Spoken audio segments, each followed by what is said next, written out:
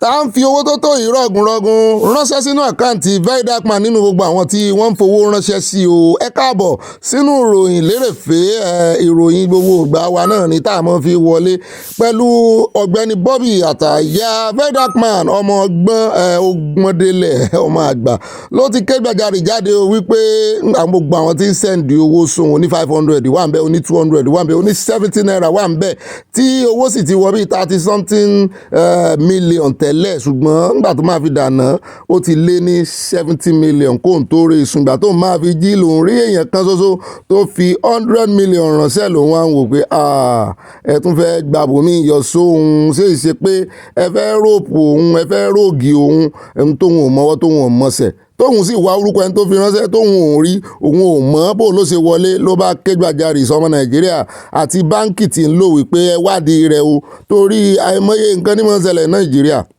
kẹ́tìrì 72 million ló fi lẹ̀ kó tó lọ sùn lánàá nígbà tí ó fi débẹ̀ níjẹta kó tó lọ sùn nígbà tí ó fi débẹ̀ lánàá ó ti di 172 million tí ò sì ṣe trace pé ta ló fowó bẹ́ẹ̀ ìwọ nú ẹ̀yin politician yìí àbẹ́yìn tẹ́ ẹ fẹ́ fi ọgbọ́n gba ransom lọ́wọ́ àwọn tẹ́ ẹ jí gbé torí oríṣiríṣi là ń gbọ́ Nàìjíríà wọ́n ní mọ́mọ́ jẹ́ kéèyàn kan tán bá ti fowó sákàǹtì rẹ mọ́ rò pé bóyá owó choosing ní owó miracle àbí áńgẹ́lì fowó ránṣẹ́ sákàǹtì rẹ wọ́n ní lọ́tẹ̀ yìí wọ́n ní àwọn ajínigbé ń lò tán fẹ́ fi róòpù èèyàn tán máa wá àkáǹtì ṣe àmì mọ̀ pé àkáǹtì nọ́mbà very dark man ó ti di ìlú mọ̀ká ó fi sórí ẹ̀rọ alátagbà ẹ̀rọ ayélujára nídìí èyí ó ti ké gbàjarè wípé ẹ wá ẹ stop ṣe bẹ́ẹ̀ o òótọ́ òun rèsì owó fún NGO òun ò fẹ́ owó ẹ̀jẹ̀ o òun ò fẹ́ gbogbo owó olè tẹ́ ẹ bá jí o òun ò ní ìdí ẹ̀ nǹkan gidi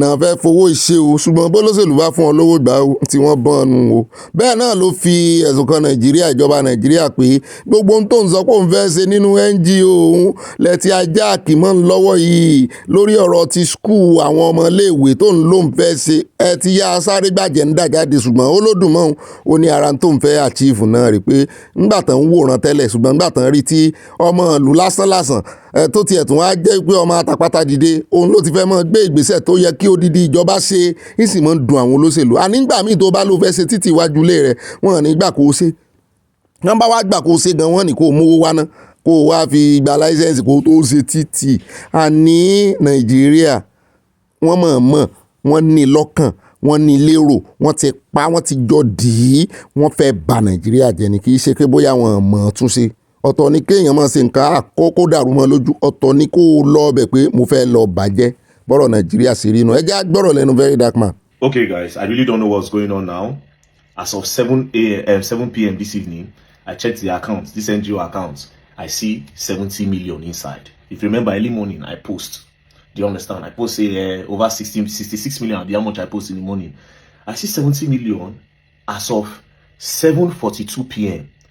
I was just pressing my phone now. I opened the account. I saw 172 million naira. Now I panic because I did like this. I'm still confused. Please, any bank, I beg, when I try to check again, I don't know how this money came into my account, right?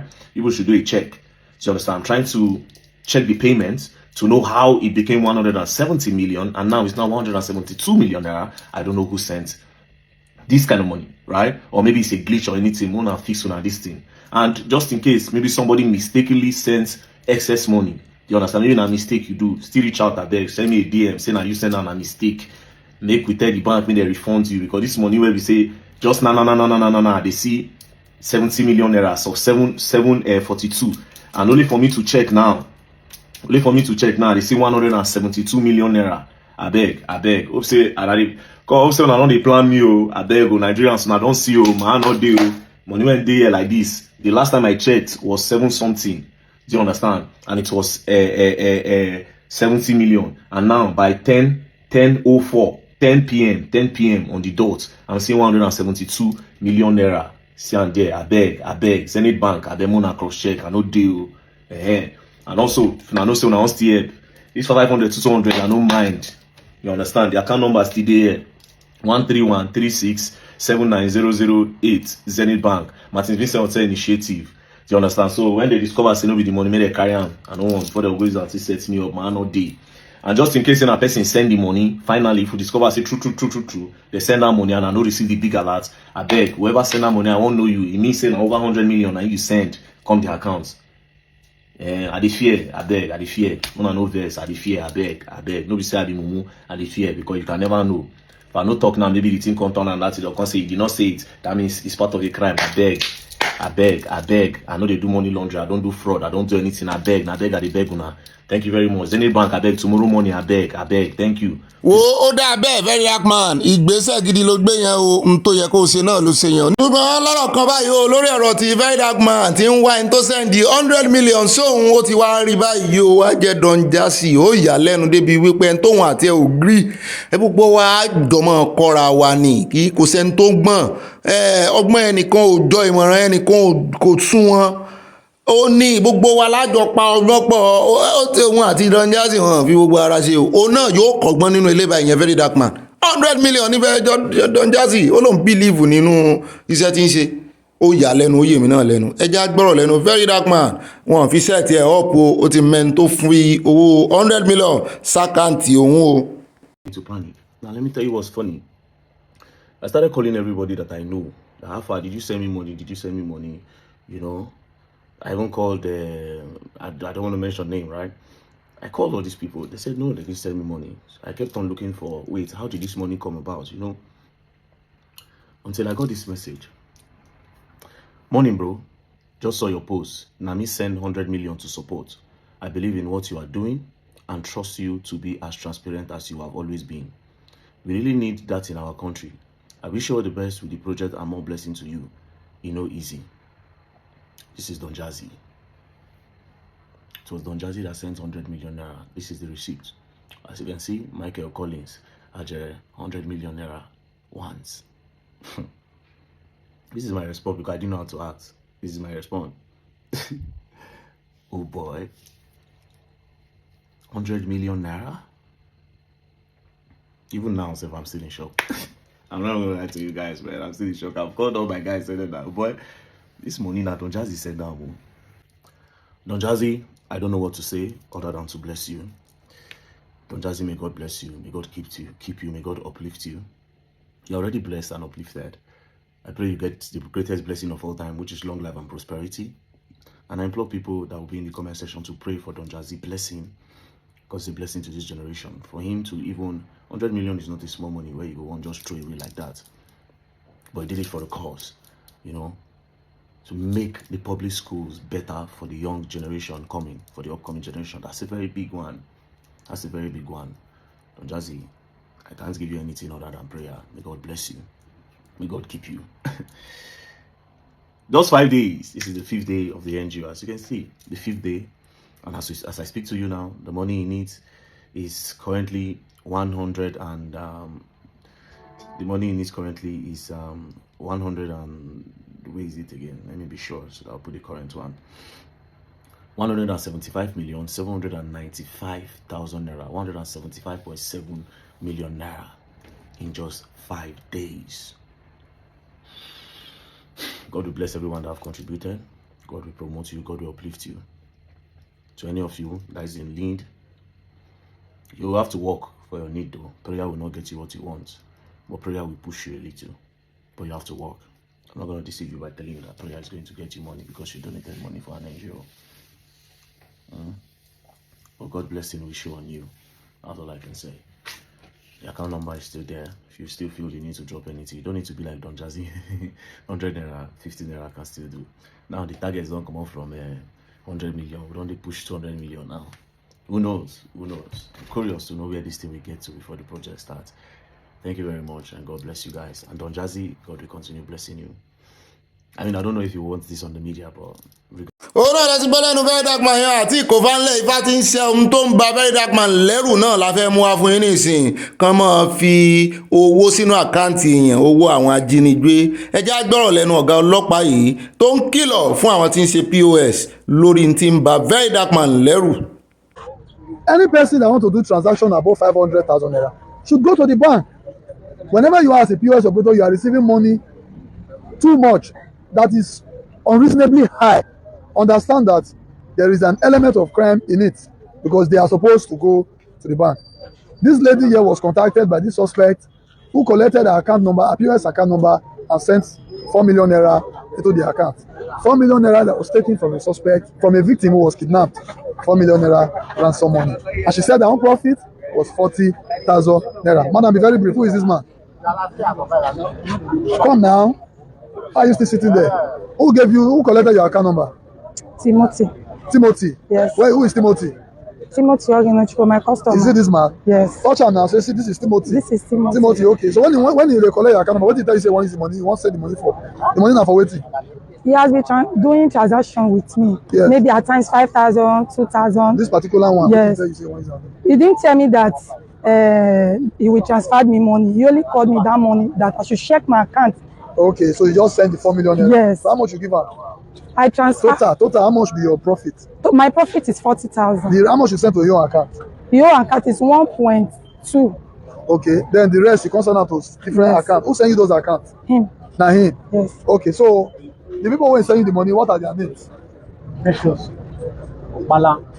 Okay. So how long have they been doing transaction with you? Really? That was the first. That was the first. Yes, the other 590,000. Another person. So, but you say when they do business together before now. What kind of business? Explain what it be local fraud. Process where they say bomb Facebook, cash all those women. Who they do like okay, now you they do local fraud. But which fraud you feel say they do? All those ones they say they do fraud. And we I just know when they do that. They use gun they do fraud. When would they say yeah? They use gun they do fraud. And yeah, before they do another. They use gun they do fraud. Are you aware that when you gave the team information that made them to raise the houses of those people, they recovered the Bayeta pistol? Are you aware that that 4 million naira was the money they collected from the victim they kidnapped? You have heard. Okay, so now that you are here, what do you know that you using collecting account from this woman for them to send that money makes you party to the crime? So you know you are going for suspected kidnapping. I don't really know what that is now. Me, I tell you now that you know. Are you aware that you are partner to the offense?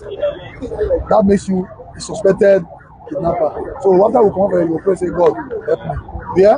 Oh, God. Oh, no, we can't help you. We only enforce the law, okay? You go pray, may God help you. But you don't enter. So now.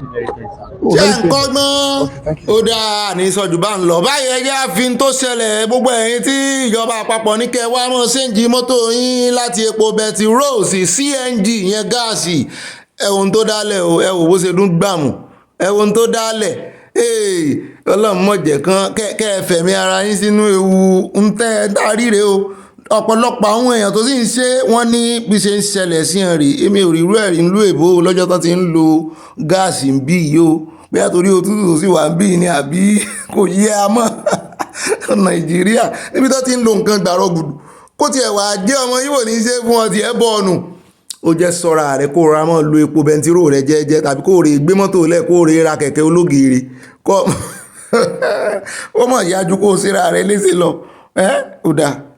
Ní báyìí fọ́nrán yìí mo mọ̀ fẹ́ fi hàn ẹ̀yin èèyàn wa lórí ọ̀rọ̀ ti àwọn tí wọ́n kú síbi tí epo ti gbaná lánàá ọ̀rọ̀ ijú bá ṣe lérò lọ́wọ́ ṣe é mọ̀ wípé mọ́tò elépo ìkọlù àwọn èèyàn fọ́n dànù nú ẹ̀ àwọn tó ṣìṣe tán lè dìde mọ́ ẹni tó ti kú ẹni tó fara pa tó jẹ́ wípé ó yẹ kí àwọn èèyàn tó wà ládùúgbò tán wà lárọ̀ọ́wọ́tó kán wá ràn wọ́n lọ́wọ́ èyí tó yẹ kán pe ambulance sí èyí tó yẹ kán pe àwọn ọlọ́pàá sí road safety wọ́n ní gbogbo wọn débẹ̀ wọ́n sì ń wo àwọn ará bí ìran ẹ wò wọ́n lẹ́lẹ̀ wọ́n sì ń wo àwọn èèyàn ràn lẹ́lẹ̀ ẹ wò àwọn èèyàn ló ṣìṣe lẹ́lẹ̀ yẹn o wọ́n dẹ̀ ń wo wọ́n ràn wọ́n dẹ̀ lọ síbi tí epo ti dànù accident rèé o ìjàmbá ọkọ̀ gidi tó àwọn èèyàn kú ẹ wò àwọn èèyàn nú mọ́tò tó kú àwọn tí wọ́n sì mí tán nílò ìrànlọ́wọ́ nìyẹn o ẹ wò èèyàn kan ló yí yẹn àfi wọ́n ṣe lọ sídìí epo ẹ wo nàìjíríà pé ayé àwọn ọmọ nàìjíríà ti ta páwù ẹ wò wọ́n ṣe ń gbé kẹ́ẹ̀gì ẹ wò wọ́n ṣe ń wo àwọn èèyàn ràn tó yẹ kán ràn lọ́wọ́ wọ́n wá lọ ń kó epo kẹ́ ẹ bá mọ̀ wípé ẹ̀mí ò jọ èèyàn lójú nàìjíríà ṣé ìlú tẹ́ ẹ fẹ́ kọ́ lọ́n tún ṣe rè ṣé ìlú ilẹ̀ fẹ́ kọ́ lọ́n tún ṣe ìlú tí ìtàjẹ̀sílẹ̀ tí wọ́n gba ìtàjẹ̀sílẹ̀ láàyè àtolórí ṣé Tinubu làábù nú eléyìí nìsín pé ẹ torí pé epo wọn ò ń fìyà jẹ àwọn èèyàn láwọn èèyàn ò ṣe láàánú mọ́ ṣé Tinubu leléyìí mo ti sọ Nàìjíríà pé bí ọmọ ẹ̀yìn ṣe rí lólórí ṣe rí lọ́lọ́run ṣe wò yín ló ṣe fún yín lólórí yín sí ìlú tẹ́ ẹ fẹ́ kó dáa rè. ṣé poverty la máa pèlè ṣé àìnílélẹ́yìí abojú kòkòrò tó lóyìnbó ń pè ní greed ṣé òun la máa pèlè fún ọmọ Nàìjíríà olórí òṣùwọ̀n ọmọ ẹ̀yìn gan ò dáa ìwájọ́ wà ló ń jẹ́ ọ̀rẹ́jọ̀rẹ́ torí ẹ̀ ni wọ́n ṣe kó wọn pọ̀ lọ́lọ́run ṣe ṣẹ̀dá wọn sínú àgọ́ kan tí gbogbo wọn ń fara yíra wọn ẹbí olórí kọ́ leléyìí ojú kòkòrò ìkà àìbìkítà àìnívalù fún ẹ̀mí èèyàn ó ń gan leléyìí tó bá sì yà wọ́n mọ̀ bú òyìnbó ló kó bá wọn sí ọ. ẹ wo ẹ jẹ́ a gbọ́ àṣírí ìjọba táwọn aráàlú ń tú síwájú sí jàre. Of May 29, 2023, what was the fuel cost that time? 140 per litre. 140, mind you, before I go to Igbo Square. When I get out from the Igbo Square, when they say the fuel subsidy is gone, when I come to Azuma, they say it's 600 already. So you can see the distance. Between the second, the result have changed. And rice from there changed to 110. Up to date, that is where it stands. What was the rice that time? 30,000. We are crying. Bag of beans, 30,000. Now bag of beans goes for 250,000. Bread, there's no bread of 500 now. When we are buying a bread 200, that bread of 200 now goes to 1,005. The other one of 1,000 go to 2,005. So what are we talking? Who is the cause? It means the masses who have voted the president, their vote doesn't count. Or it doesn't sympathize with the fucking board. If she have that, she must have just quiet for us. Because we are citizens, we are Nigeria, we have freedom to speak for ourselves. We have freedom to tell what it is happening. As far as I'm concerned, she don't have to even to say this. She wanted donated 1 billion to Oni of Ife in the palace, and people at Maiduguri suffer, flood with the old vote they give. She did not donate anything to them. And why don't you donate that 1 billion while the husband was not the president? And mind you, this is the same person they budgeted 1.5 billion says she's maintaining her office. Which office? Do we vote her? Do we vote First Lady? It's not constitutional. It's not constitutional. Anything First Lady is not constitutional. It's not in our constitution. We don't vote her. Doctor, the hardship Nigerians are complaining. Don't you think the hyperinflation is economic globally? There is nothing like globally.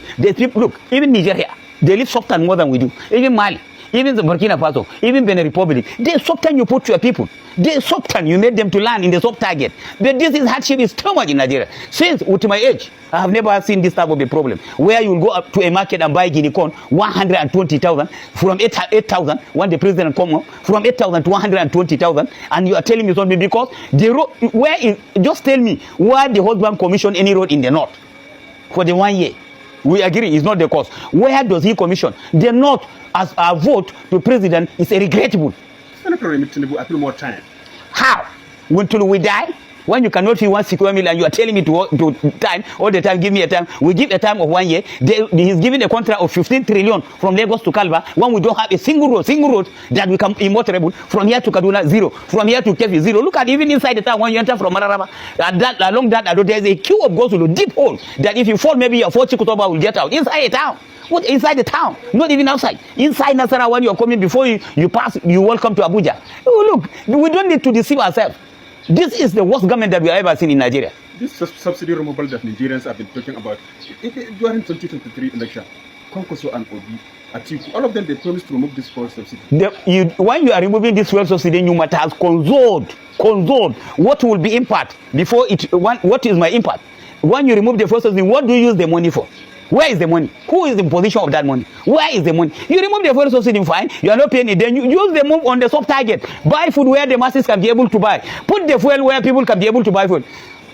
Take a road inside city. There's no go-slow again. No traffic because people don't even they park their car. Tell me somebody is saying in Masaga and the president is making even a pronouncement that he put a salary of 70,000. Nowhere in the world where they're paying a worker 70,000 minimum. Nowhere in the world. Even common Chad or Cameroon where they don't have even something in Chad. Nobody is receiving less than 200. The lowest pay. Where you have 70,000 all the time, you say you put minimum to 70,000. Okay, you are giving me 70,000. I live in Masaga, and they are paying 3,000 transport every day come 1.5 because of this fuel subsidy you cost for us. Then what is my salary? I have to borrow that because when you put it times 30, that is 90,000.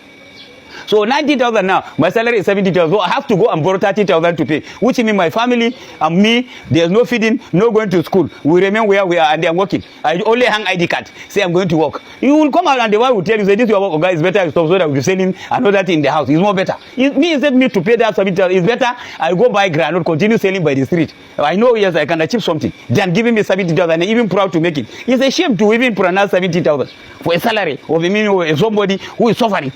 Okay, how much will you buy a rice? Rice goes a mudu go for 4,000. So what? How will you buy? ọ̀rọ̀ nàìjíríà ó bójú ó bá mú o kì í ṣe tálíkà nìkan ló bá ó bọ̀n olówó náà àpò wọn ó ń jò ní ìsinyìí bẹ́ẹ̀ ni wọ́n ti dá ihò sí àpò wọn àpò wọn ń jò ní ìsinyìí gbogbo owó tán ní tó sanra tẹ́lẹ̀ ó ti dilẹ̀ pa. ó dá ní báyìí ẹjẹ́ agbọ́rọ̀ síwájú sí i lẹ́nu àwọn tí ń tú àṣírí gbogbo economic policy tí ààrẹ Tinubu láwọn ń ṣe àwọn tí wọ́n mà sí rí ibẹ̀ gangan ẹjẹ́ agbọ́rọ̀ lẹ́nu wọn. Son, the economy is not working. Nigerian economy is not in green. Nigerian economy is not in amber. Nigerian economy is in red. The only thing is it is not yet in crimson. That is it. I have reasons. In a country where the monthly minimum wage of a citizen cannot buy a 50 kg bag of rice, that economy is in trouble. In a country where the minimum wage of citizens cannot buy a 50-liter diesel jerrycan of diesel, quote me that country is in trouble. So we are living in a country where the variables are wrong. They are not working. We are on the wrong trajectory. I've analyzed it from an engineering perspective. We are wrong. I analyze it as a chartered accountant. We are wrong. I've analyzed it as a tax practitioner and a chartered tax analyst. Nigeria is on the wrong track. And because we are talking about media moderation now. You are seeing a country where strategic industrial sectors are collapsing. Strategic domestic sectors are collapsing. Strategic commercial sectors are collapsing, and somebody will tell me the economy is working. The economy is not working. àbókí ń pariwo ọmọ Ìgbò náà wọ́n ń pariwo bẹ́ẹ̀ náà ni àwọn elite àwọn eléèbó àwọn tó kàwé ọmọ Yorùbá àwọn náà wọ́n ń ké òòlà nínú Nàìjíríà igbe wa ń pa igbe jẹ ariwo wa ń jálura wọn nẹ́tíwọ̀kì wa ń já pọ̀ lórí kí náà ni o lórí kòsíkòsí lórí àìní lórí bí àwọn olórí wọn bí wọ́n ṣe ń fìyà jẹ wọn wọ́n mú wọn ní ìgbèkùn abájọ tí Bíbélì ṣe sọ ó ní àwọn tó dì wọ́n mú sínú ìgbèkùn ó ní ọwọ́ wọn lè lára wọn nítorí pé wọ́n dì wọ́n mú ṣínṣínṣín wọn sì rẹ́dì láti jẹ́ kan lọ ibi tí ọ̀rọ̀ Nàìjíríà dénú o. ní báyìí lórí ti ọ̀rọ̀ bobrisky lánàá ni Fálànà àti gbogbo Fálànà family ṣá ni wọ́n fún bobrisky ní wákàtí 12 wípé kórè bẹ̀bẹ̀ kó sì rè fa gbogbo ọ̀rọ̀ tó sọ kórè fà wálẹ̀. bobrisky ti wá dáhùn o ó ní òun ò fìgbà kan sọ wípé Fẹ́mi Fálànà tàbí ọmọ rẹ̀ Falz wípé òun fún wọn lówó ó lóun ò sọ bẹ́ẹ̀ ó lóun ò fún wọn lówó ó ní kánrè báyìí tójú ọ́díò síta wípé òfin Nàìjíríà fìdí ẹ̀ múlẹ̀ wípé òun ní privacy sí gbogbo ọ̀rọ̀ ẹnu òun pé òun kánrè bí ẹni tó ju voice note síta pòun ló mọ ibi tó ti rí recording o wípé òun ò mọ̀ ń pa ẹ̀ kánjọ́ kán mọ̀ pé òun sí pé lọ́ọ̀yà òun ò mọ̀ dán lóhùn abẹ́rẹ́ nǹkan. Wait, am I the only celebrity in Nigeria? Today Bobrisky, tomorrow Bobrisky, next year Bobrisky, next tomorrow Bobrisky.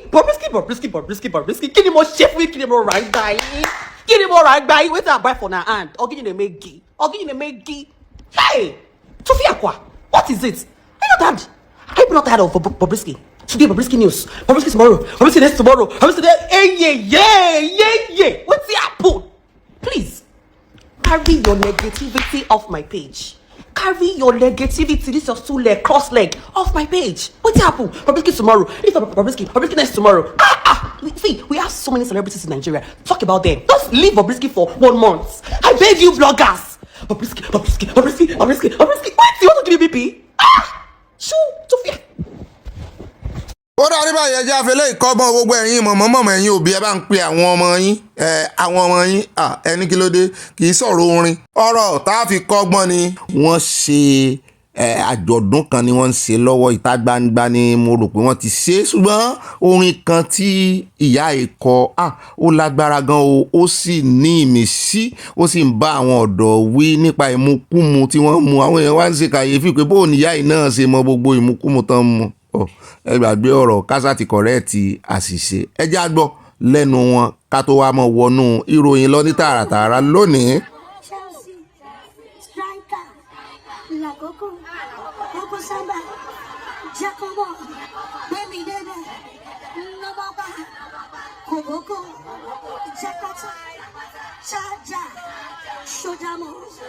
Peloria, Shenuebo, Sogoto, Sapelewata, Laughing-Gas, Balu, Yelamubi, Yebelaga, Yebepopo, Yefadana, Koke, Heroin, Codeine, Masiyemo, Mamuyemo, Arizona, Colorado, La.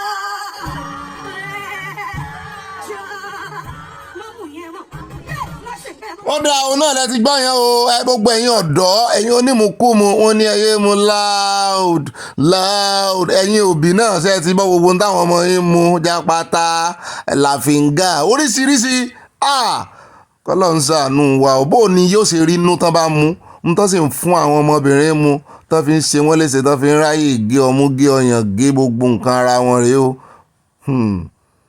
ọ̀rọ̀ yìí ó ní ìmísí ẹjá lò ó wúlò fẹ́yìn òbí ó wúlò fáwọn ọmọ náà. ó dà ní ìrìjù báyìí lọ nínú abala ìròyìn lérèfé apẹ́ díẹ̀ lónìí ẹ mọ́ bínú wọ́n transfer àyín sọ́dọ̀ gáà mi Ọ̀gbẹ́ni Bobby ní ìsìn wọ́n gbé wa débẹ̀ ẹ mọ́ bá a pín kó lọ fà á kọ̀gbọ́n nínú ìròyìn tòní gan-an ni ẹ bá kọ ìmọ̀ràn yín sábẹ́ comment section á pàdé èmi àti yín àyá ní bá yín sọ̀rọ̀ á pàdé inú comment section yẹn abala ẹ̀yin olólùfẹ́ wa.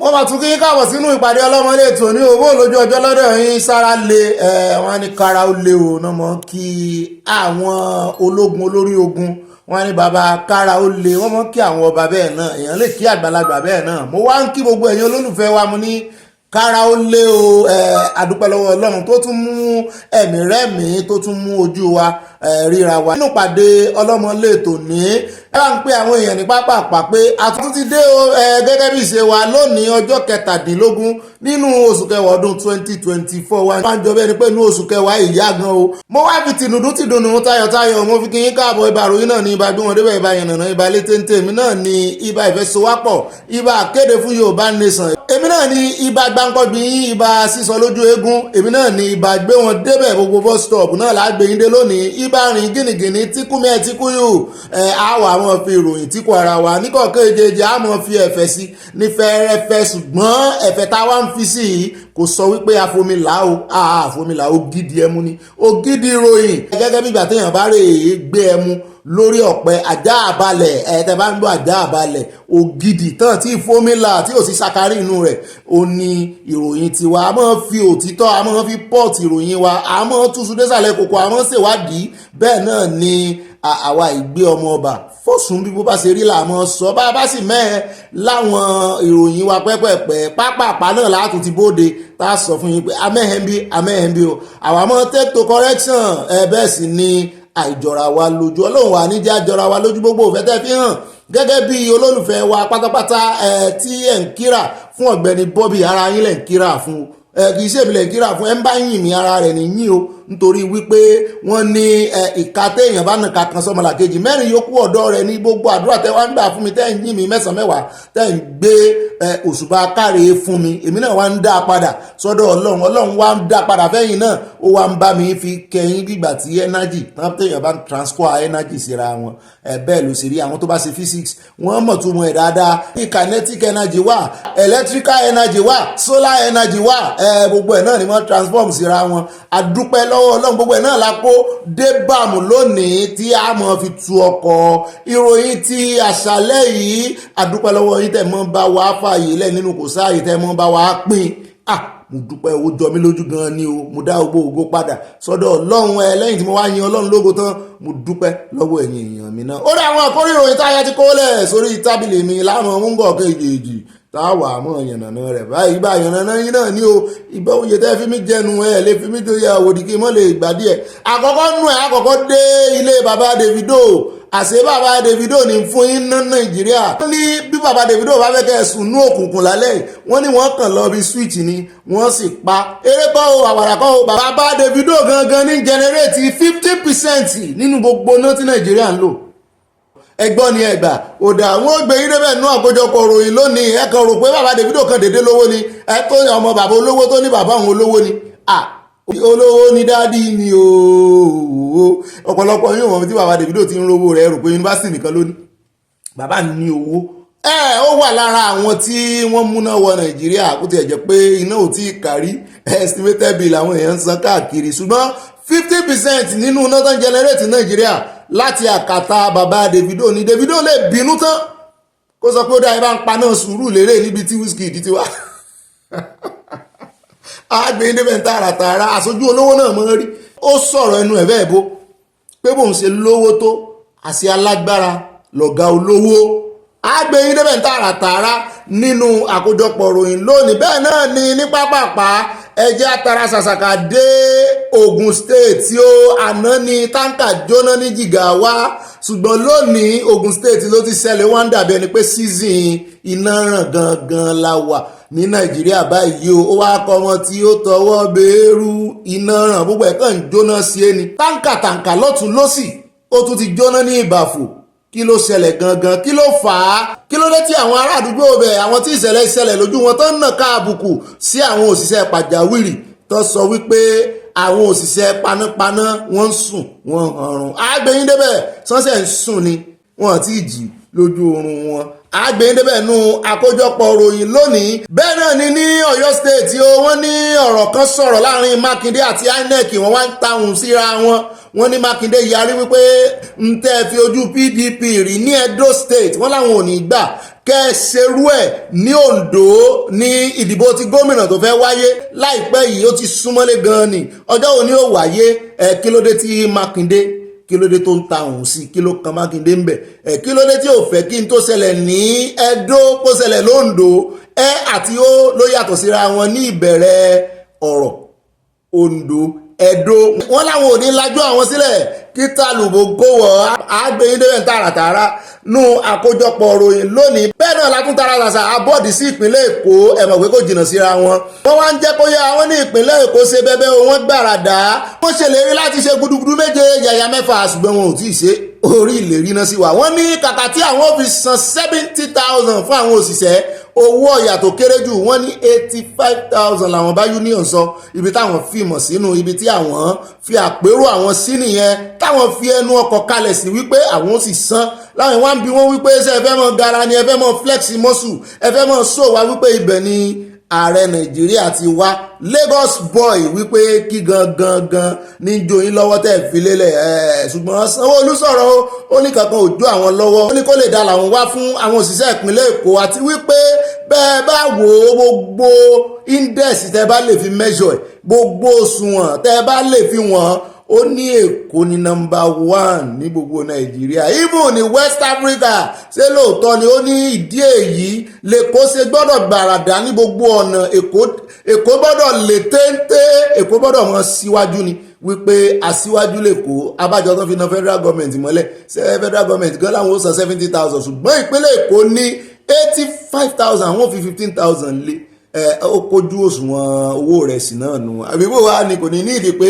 àwọn òṣìṣẹ́ ń yá owó rẹ̀ sí gbé lọ kò ní ní ìdí pé àwọn òṣìṣẹ́ ń gbọ́dọ̀ gbọ́múlé láǹtà lọ kán rè mọ́ yá owó kún owó oṣù wọn láti fi ra ráìsì ọdún ló sì ti súnmọ́lé àgbẹ̀yìn débẹ̀ nú àkójọpọ̀ ròyìn lónìí àti red line ẹ̀yìn reluwé tí wọ́n ló máa rẹ́dì ó ti rẹ́dì o gbogbo ẹ̀ náà lágbẹ̀yìn débẹ̀ ó ń jọ bí ẹni pé Èkó kàn ń lọ níwájú tí wọ́n ní ẹ̀yin ìpínlẹ̀ yòókù kílẹ̀ ń ṣe kílẹ̀ ń fowó ìpínlẹ̀ yín ṣe ó dá àgbẹ̀ níbẹ̀ ní tààràtààrà nínú àkójọpọ̀ ròyìn lónìí náà ni nínú ròyìn míì lórí ọ̀rọ̀ epo wọ́n ní Dangote àti ipman ìyẹn independent marketers wọ́n ní wọ́n ti fẹnu kò báyìí o wọ́n tó mọ́ gbépo láti ọ̀dọ̀ Dangote directly ṣùgbọ́n àwọn ọmọ Nàìjíríà tí yà ń jẹ wọ́n ló ń jọ bí ẹni pé ìyà ti mọ́ wọn lára o Fẹlásì ti fi kọrin ó ní suffering and smiling ó láwọn Nàìjíríà mọ́ láìkí kan mọ́ suffer for what enjoy for heaven.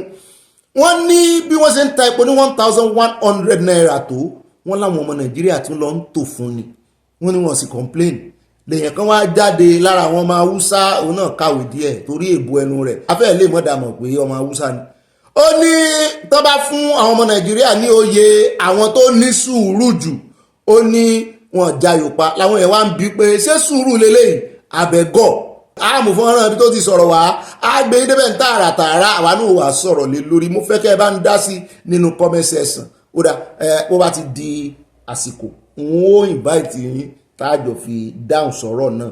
Nínú àkórí ìròyìn míì náà láti rí fọ́nrán ọmọkùnrin kan o lẹ́kọ̀ọ́ náà ní o níbi tí àwọn miscreant orúkọ tá a lè pè wọ́n nìyẹn àti oríṣiríṣi organisation ló wà lẹ́kọ̀ọ́ báyìí àmọ́ ti LASTMA àmọ́ ti kai ṣùgbọ́n àwọn wo ló tún ń gbé janwé kiri àwọn mọ́tò tó máa fi gbé mọ́tò tó máa fi wọ́ mọ́tò àwọn Land Rover ayé àtijọ́ tó máa fi tó mọ́tò tó vehicle tó ń gbé kiri tó ń wọṣọ tó jẹ́ pé aṣọ ara náà wọ̀ ọlọ́pàá kankan tẹ̀lé wọn ṣé iṣẹ́ àgbẹ̀ ìgbẹ́bọjẹ́ náà ń ṣe kiri ṣé ìjọba Èkó mọ̀ sí wọ́n mú arákùnrin níbi tó páàkì mọ́tò ẹ̀ sí ó ṣe ní láàánú o wọ́n ní tíyà ńlá bá gbé ní sánlẹ̀ kékeré àmọ́ gorí ẹni ó jìyà epo lọ ajagun ka torépo ó kọ orin olúmẹ̀ǹtẹ́ ńlọ́kàn rẹ̀ àfìgbàtànjẹ́ ó kọ́ ọ́ta tó wá ń lálàsí tó pariwo jáde fún ọmọ Nàìjíríà ó mú fóònù ẹ̀ jáde ló bá ṣe fídíò àwa náà wá fẹ́ ràn lọ́wọ́ á bá gbé kárí ayé kí gbogbo àwọn aláṣẹ Èkó kan tètè mọ̀ pé àwọn wo ló rán àwọn ará bí iṣẹ́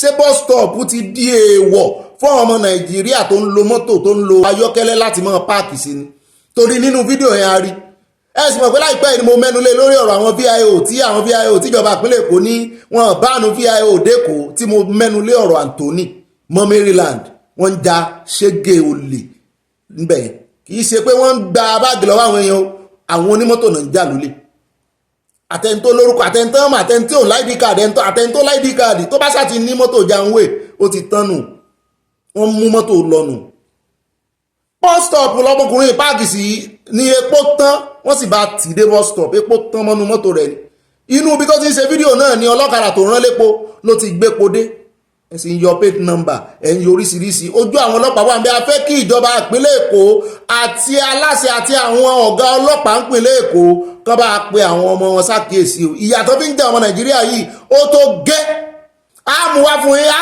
mú ìròyìn yẹn wá fún yín lẹ́kùnrẹ́rẹ́ bẹ́ẹ̀ náà ni á fún yín ní fọ́nrán n tó ṣẹlẹ̀ gangan tí ọmọkùnrin yẹn tó fẹnu ara rẹ̀ sọ̀rọ̀ á mú wá fún yín nínú àkójọpọ̀ ìròyìn lónìí ó dá o àníríì jù báyìí lọ ní ti abala àkórí ìròyìn àwọn àmọ́ bọ́ọ̀dì sínú abala tí ó mọ̀ kàn ní ìsìn abala sánáwọlé ibà sánáwọlé yín náà ní o mò ń kí yín o mò ń kíra fún yín àkọ́kọ́ nù abala sánáwọlé lákọ̀ọ́mọ́ mọ́ àmọ́ lọ́bẹ̀ tààràtàrà àní sòpò mọ́ ka àkórí ìròyìn ti abala sánáwọlé fún yín mọ́ àwọnú ẹ̀ lọ ní tààràtàrà ìjọba yìí ẹ bá yọ ẹ bá wa pín ẹ bá wa fi sánáwọlé sọ́dọ̀ àwọn èèyàn yín kó kálé kó kákọ ẹ mọ́ bá kọ ìmọ̀ràn yín sábẹ́ comment section bẹ́ẹ̀ náà ní kẹ́ mọ́ bá tẹ love and like ẹsẹ̀ ń sẹ́wọ̀n adúpẹ́ lọ́wọ́ yín àmọ̀ rí yín bá àmọ̀ ríra wa bá torí ẹ̀yin náà mọ̀ rí yín bá ọlọ́run ò ní kọ àtúnrí wa láti ọlọ́run Èdùmàrè ó dára jẹ́ ń gbé òkè ẹ bá yín òkè nínú abala sánáwọlé lónìí àkọ́kọ́ tá a kọ̀ mọ́ mú tá a mọ̀ mú sọ ó ní tí àwọn òyìnbó tó ti tẹnu àbùkù wọ́n dọ́gbọ́n tẹnu àbùkù lu orílẹ̀-èdè adúláwọ̀ lórí ọ̀rọ̀ ìmọ̀ ẹ̀rọ wọn ní ọjọ́ wo lẹ́yìn adúláwọ̀ bẹ́ẹ̀ ṣe lọ́gbọ́n tó ọlọ́run fún yín lọ́gbọ́n àti ìmọ̀ àti òye tàbí gbà mí tẹ́ sọ pé ọpọlọ kan náà pé òun lájọ ní ọpọlọ kan ò ju ọpọlọ kan lọ wọ́n ní ọjọ́ wo lẹ́yìn náà ó ṣe sátáláìtì yín ọjọ́ wo lẹ́ bẹ̀rẹ̀ sí ní ṣe àwọn ìmọ̀ ẹ̀rọ tí yín tẹ́ẹ̀rí mọ́ ṣe kọpikọ́pì wọ́n ní kọpikọ́pì lẹ́ ń ṣe wọ́n ní gbogbo agbára yín tẹ́ ń pariwo wọ́n ní ọwọ́ òyìnbó ló wà kẹ́ ẹ bá mọ̀ wípé deliberately àwọn òyìnbó yìí wọ́n mọ̀ fẹ́ rule the world ni wọ́n sì fẹ́ jẹ́ kí ọmọ Áfíríkà kan kó bá wọn kọ́ wọ̀nyí.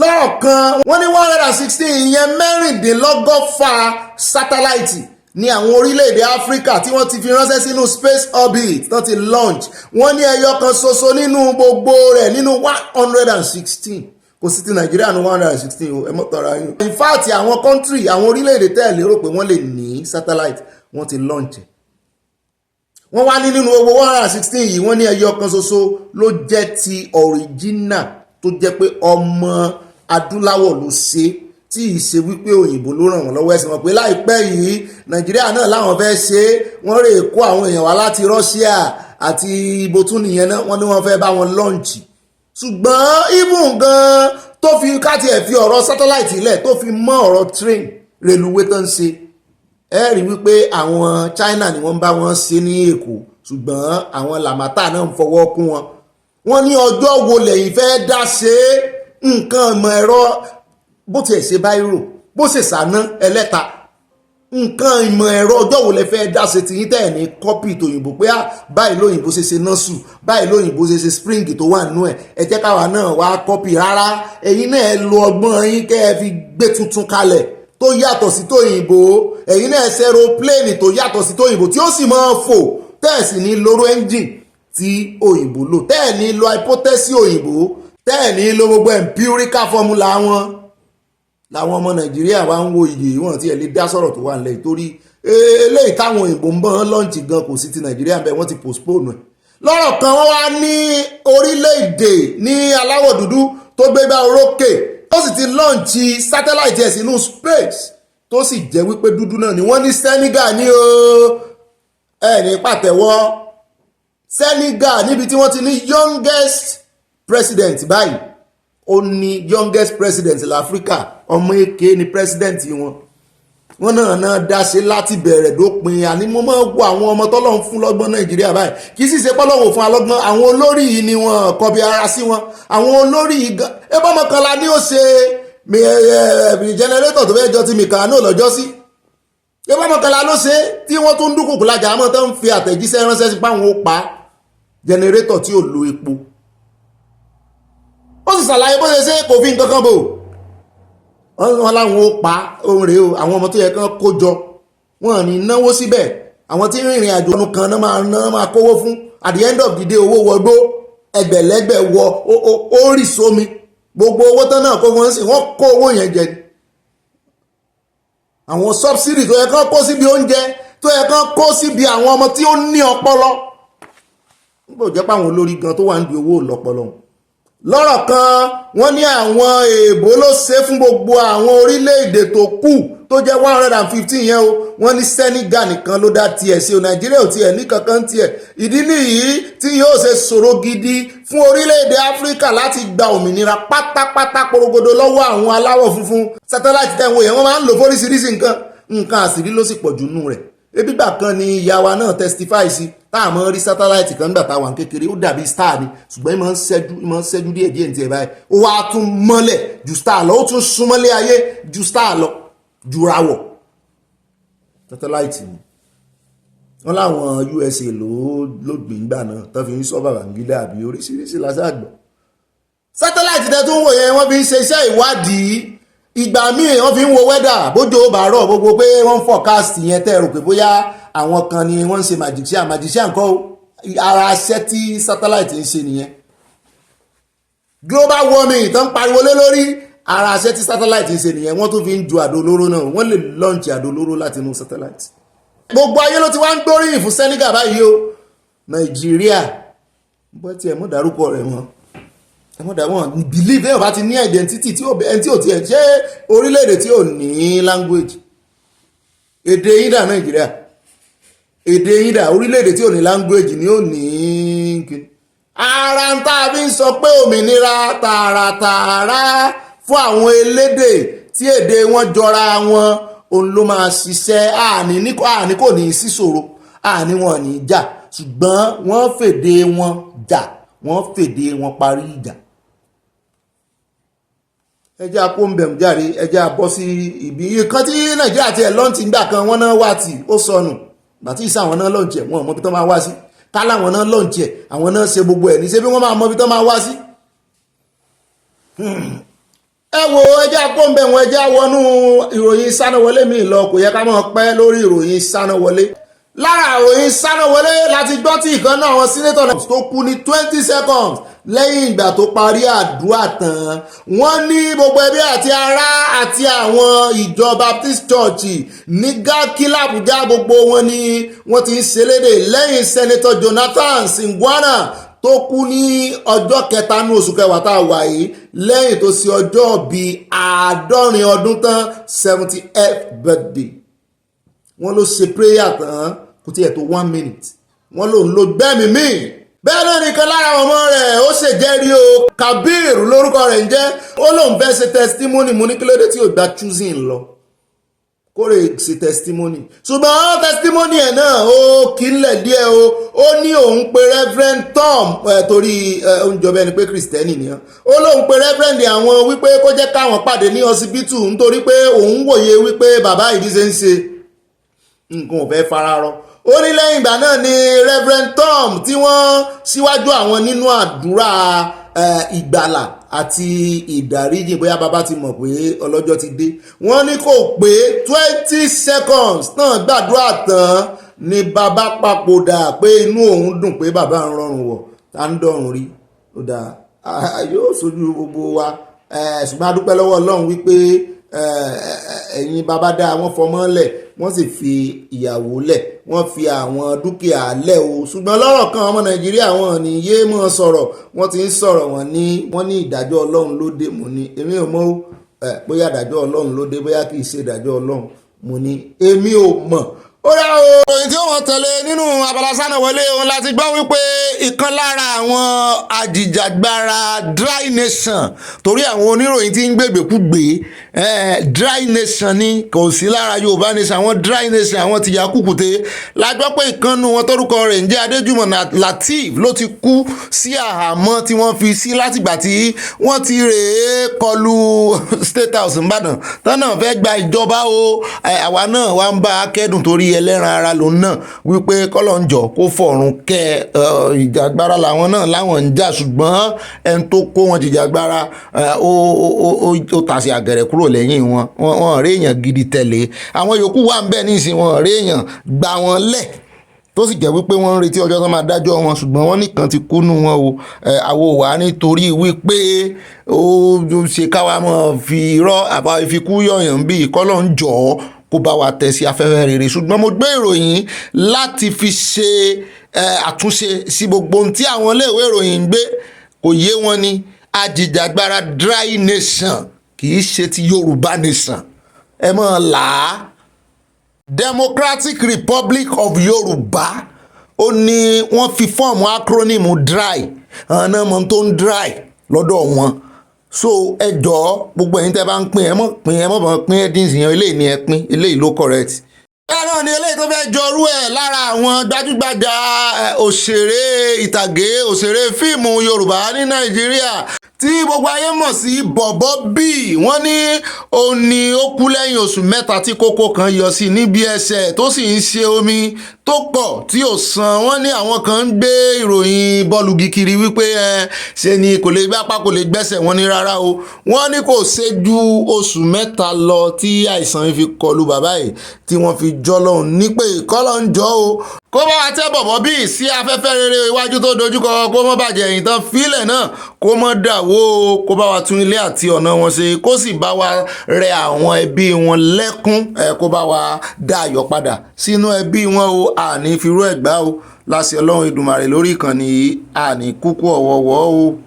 eléyìí tá a mọ̀ fi káde ìròyìn sánáwọlé ńlẹ̀ òun láti gbọ́ pé arákùnrin kan gbajúgbajà olórin tí gbogbo ayé mọ̀ sí Liam Payne ọmọ 21 wọ́n lòun ló ti kú báyìí o lẹ́yìn tó jábọ́ ní orí àjà kẹta ilé ìtura.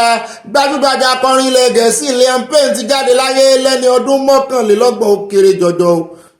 ọlọ́mọdé àrí ikú fà ó kọ́lọ́mọdé àrí ikú àkúfà o. àjàkẹta ilé ìtura Buenos Aires orílẹ̀-èdè Argentina ní ìjàmbá tó pa Liam Payne ti wáyé gẹ́gẹ́ bí àwọn ọlọ́pàá Buenos Aires ṣe sọ. Àtẹ̀jáde àwọn ọlọ́pàá náà ṣàlàyé pé àwọn rí òkú Payne lẹ́yìn tí àwọn gba ìpè pàjáwìrì lágbègbè Palermo lọ́jọ́rú ọjọ́ 16 oṣù kẹwàá ọdún 2024.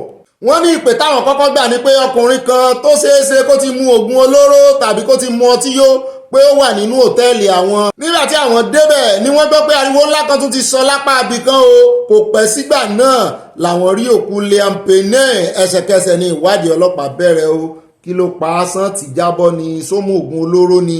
Sóhun fúnra rẹ̀ ló para rẹ̀? Wọ́n ní wákàtí díẹ̀ síwájú ikú rẹ̀ Liam fi ọ̀rọ̀ tó fi kéde pé òun wà ní Argentina sórí ẹ̀ka Snapchat rẹ̀. Ó kọ báyìí pé òní dáa l'Argentina, today is good in Argentina.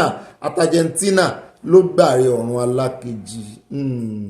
Àwa ní ìrìjù báyìí lọ lábala ti ẹ̀sánà wọlé ní pápápá àwọn transfer àyín sọ́dọ̀ àyà kó gbé yín débẹ̀ nú abala ẹ̀yin olólùfẹ́ wa abala kọ́mẹ́sẹ̀ san àyà ó kàn ọ́ ní pápápá méjì orí ọ̀ kàkà kó rí ọ̀ wá múrẹ̀ rodò kó o fẹ́ wé ọfẹ́ gbéra pẹ̀lú àwọn olólùfẹ́ wa ń pàdé yín wájú ọfẹ́ óyá ọfẹ́ rẹ̀ gẹ́gẹ́ máa gbé mi nìṣó.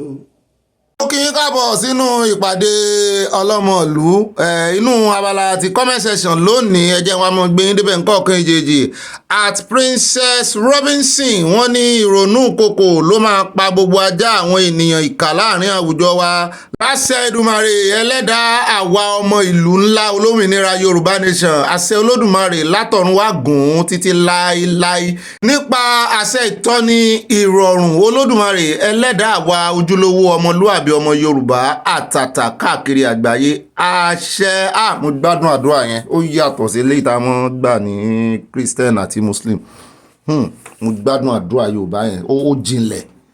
Àtìyáwá Hope Alive with Evangelist Olúbùnmi wọ́n ní nítòótọ́ èmi kò rò wípé oyin kankan wà nínú àpáta ó dàbí òwe ni láti fi di ẹ̀mí ìfaradà múlẹ̀ oyin represent nǹkan aládùn tàbí àǹfààní tó lè wà nínú rẹ̀ ọ̀rọ̀ lẹ́sọ̀ ó dáa tún gbé àgbéyẹ̀wò míì látọwọ́ ẹlòmíì àwọn náà ní nǹkan míì láti sọ. Bẹ́ẹ̀ náà ni at Michael Ọlátúndé wọ́n ní tí ọmọdé bá ṣubú àwọ̀ iwájú bí àgbà bá ṣubú àwọ̀ ẹ̀yìn wò ó túmọ̀ sí pé tí ọmọdé bá kùnà lórí ìgbésẹ̀ kan á lọ ìṣubú yẹn á lò ó ké typo ní ó fi họ sí á lo ìṣubú yẹn fún ìgbésẹ̀ mìíràn fún ìgbésẹ̀ lọ́jọ́ iwájú nítorí pé ọ̀dọ́ ni ó sì tún ní ọ̀pọ̀lọpọ̀ ọdún níwájú rẹ̀ láti lò láyé. Ó máa lo ìṣubú yẹn láti fi kọ́gbọ́n fún ìgbésẹ̀ mìíràn tó máa gbé. Wọ́n ní tí àgbà bá ṣubú àwo ẹ̀yìn wò yìí túmọ̀ sí wípé àgbà máa ń wo gbogbo ìgbésẹ̀ àti àwọn àṣeyọrí tó ti ṣe nítorí pé kò ní ọjọ́ púpọ̀ mọ́ láti ṣe àtúnṣe. Òwe yìí ní í ṣe pẹ̀lú àsìkò àti ìgbà kì í kàn ṣe wípé bóyá n tó gbéyàn ṣubú nìkan lèèyàn ń wò ńlẹ̀. Nǹkan kan lè gbé àgbà ṣubú lójú ibi tí ó ti gbọ́mọdé ṣubú náà nǹkan kan ló wá fà tó fi ń wo wájú torí n tó gbé ṣubú kì í ṣe wájú ló wà n tó sì gbé àgbà ṣubú kì í ṣẹ̀yìn ló wà ibi tán dúró sí náà nájọ wà ṣùgbọ́n kí ló dé tí àgbà máa ń wo ẹ̀yìn kí ló dé tí ọmọdé máa ń wo wájú ọ̀rọ̀ ńlá ni bàbá wa sọ wọ́n gbé wa débẹ̀ tààràtààrà ogbó ẹ̀ ní í ṣe ó túmọ̀ yẹ́yẹ́ ó túmọ̀ sí àwọn nǹkan míì o ṣùgbọ́n ìtumọ̀ rẹ̀ gangan náà ti fún wa ó ní í ṣe pẹ̀lú àsìkò àwọn méjèèjì àwọn ẹnìkan ti lo àsìkò tiẹ̀ sẹ́yìn ló ṣe wẹ̀yìn ìkan ọjọ́ iwájú lásìkò ẹ̀ wà níṣe ń wo wájú.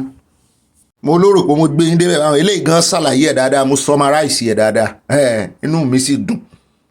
Àtìyáwá mo róhun adébọ̀ mo róhun mú bọ̀ bí mo ṣe ń òye kọrin fún yín. Wọ́n dàbí ẹni bọ́bí mi ẹ kú iṣẹ́ o orílẹ̀-èdè Yorùbá o ẹ jọ̀wọ́ níbo ni àbúrò Fáyọ̀ṣe ti rí gbogbo owó tí ó ní owó gbó bá a ṣe bí nínú o àwa náà sì ń wo pé ibo ló ti rí 105 million tó fi establish ilé alámọ̀là. Àwọn ilé alámọ̀là ilé alábùlà tó jẹ́ pé bóyá téèyàn bá jẹ abọ́ kan bóyá ó tún di ẹ̀yìn oṣù mẹ́fà kó tó jẹun yóò ti yó dáadáa 105 million ló fi establish ilé alámọ̀là.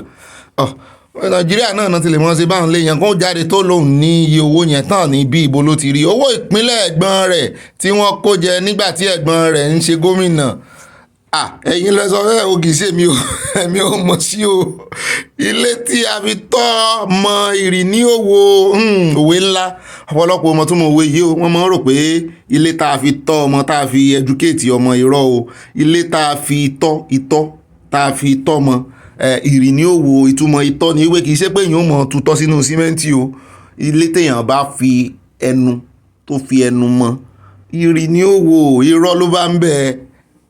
Ó dá ìyá wa àti gbogbo ẹ̀yin èèyàn tẹ́ ẹ máa ń kọ ọ̀rọ̀ Yorùbá inú mi dùn sí yín gan o ṣùgbọ́n àkíyèsí kan wà ẹ máa wo àwọn àmì tí àwọn fóònù yín máa ń bá yín fi lé o àwọn àmì hùn yín máa ń gbé gbági o mo sì mọ̀ pé ẹjọ́ fóònù ni ẹ̀bi fóònù ni kì í ṣẹ̀bi wa ṣùgbọ́n mo kíra fún gbogbo ẹ̀yin tẹ́ ẹ máa kọ́ Yorùbá ẹ̀yin tẹ́ ń kọ́ léèbò náà ẹ ṣeun ká mọ́ mí ìṣe ẹ̀pọ̀ mo ti kọ́kọ́ fẹ́ stop ẹ̀ tẹ́lẹ̀ ṣùgbọ́n ẹ jẹ́ àfilẹ̀ bẹ́ẹ̀ ká mọ́ mí ìṣe ẹ̀pọ̀ at Hannah Adébóyè ìyá mi dáadáa náà nù ṣùgbọ́n wọn ò ní sọrúkọ wọn wọ́n fẹ́ jọra wọn náà bá àyà àti Ọ̀gbẹ́ni Bobby ṣe jọra wọn aláwọn kan ń wò wá ẹlòmíín fi áńdù mẹ́ta wà wọ́n ní Ọ̀gbẹ́ni Bobby mi kì í dé bá ní káyẹ rí o bẹ́ẹ̀ bá ti rí tán sọ Ọ̀gbẹ́ni Bobby mi èèyàn kan náà ni wọ́n á pè méjì orúkọ lè yàtọ̀ síra wọn ò ṣùgbọ́n wọ́n á pè méjì wọ́n ní Ọlọ́run ti ṣe Yorùbá nation ní gbígbà fún wa kí àwa náà lè gbádùn ìlú wa bí ìlú òyìnbó àwọn tán ti pẹ́ lu òyìnbó rẹ̀ wọ́n ti jẹ gbádùn nígbà tí Nàìjíríà dá wọ́n tún jẹ gbádùn ìlú òyìnbó torí ẹ̀ ló ṣe ń kàn lára orí ẹ̀ ní pé mo ń fìyà jẹ ẹ̀sìn mọ́ ọmọ Nàìjíríà. at Kenny Ogunkoya wọ́n ní Ọ̀gbẹ́ni Bobby àti ayé ẹkú iṣẹ́ takuntakun ọpọlọ yín kò ní jọba òkè òkè ló máa lọ Yorùbá nation no going back àṣẹ Èdùmàrè ẹ̀ ń bá ti ń wárí fún yàn ó di dandan kiri bá ẹ̀ nítọ̀nà eré ó bá ẹ̀yìn náà bàbá wa Kenny Ogunkoya àtfọlọ́nṣọ́ ta mọ̀lá o Ọlọ́run nìkan ló mọ̀lá wọ́n ní Ọ̀gbẹ́ni Bobby ẹkú iṣẹ́ takuntakun o ìbà ẹni ayé ń fẹ́ ẹni ayé ń yẹ kó máa ṣọ́ra o ayọ̀lá kéré fi iṣẹ́ ń tàn ó dá Ọlọ́run fẹ́ wa káyé tó fẹ́ wa a dúpẹ́ lọ́wọ́ Ọlọ́run wípé òun ló fi àmì sí àwa náà sì máa ń wẹ̀yìn a máa ń wo wájú ṣeun o wọ́n ní kò lárùn kankan lára o ẹ̀ńtọ́lọ́run bá ti fọwọ́ sí adùn sí bí iṣẹ́ Ọlọ́run wọ́n tún wá kọ̀ǹtínì oyè yẹn wọ́n fàágùn wọ́n ní àjànàkú kì í ṣẹrù ọmọdé of Yorùbá nation ìbà ẹni ayé ń fẹ́ kí ìlárùn kan lára àjànàkú kọjá ẹrù ọmọdé of Yorùbá nation the longest oyè tán fẹ́ tán fún mi rèé o yóò dà fún yín Ọlọ́run ó bá wá nǹkan rẹ̀ fún yín tí ó gùn ju bẹ́ẹ̀ ṣe lérò lọ nǹkan rẹ̀ ńlá ni o. ẹni tí ó mọ tẹ̀lé báyìí àti rí síkàtà àdìgún wọn ní Ọ̀gbẹ́ni Bobby ẹ kú iṣẹ́ ribiribi Ọlọ́run á san yín ní ẹ̀san rere àmì Yorùbá nation yóò sojú ẹ̀mí gbogbo wa wà àmì yá aláwọ̀ ọ̀rọ̀ sálárì ilẹ̀ Haúsá yìí tipẹ́tipẹ́ ní o gbogbo àwọn olórí wa sì mọ̀ pé kò sí local office púpọ̀ ní ilẹ̀ Haúsá ṣùgbọ́n orúkọ wọn wà nínú àkọsílẹ̀ fún federal government tí wọ́n sì máa ń san owó ribiribi jáde lápò ìjọba àpapọ̀ ṣùgbọ́n tí kò sí building kankan fún local government nílẹ̀ Haúsá àwọn Haúsá ti ń jẹ Nàìjíríà lọ́jọ́ tó ti pẹ́ ní o ọ̀kan nínú ìdí tí wọn kò fi fẹ́ kí Yorùbá lọ nìyí o ṣùgbọ́n àṣírí wọn ti tú irọ́ ni wọ́n ń pa bàálù tó ti lọ ni wọ́n ń ṣẹ́wọ́ sí o báyìí o.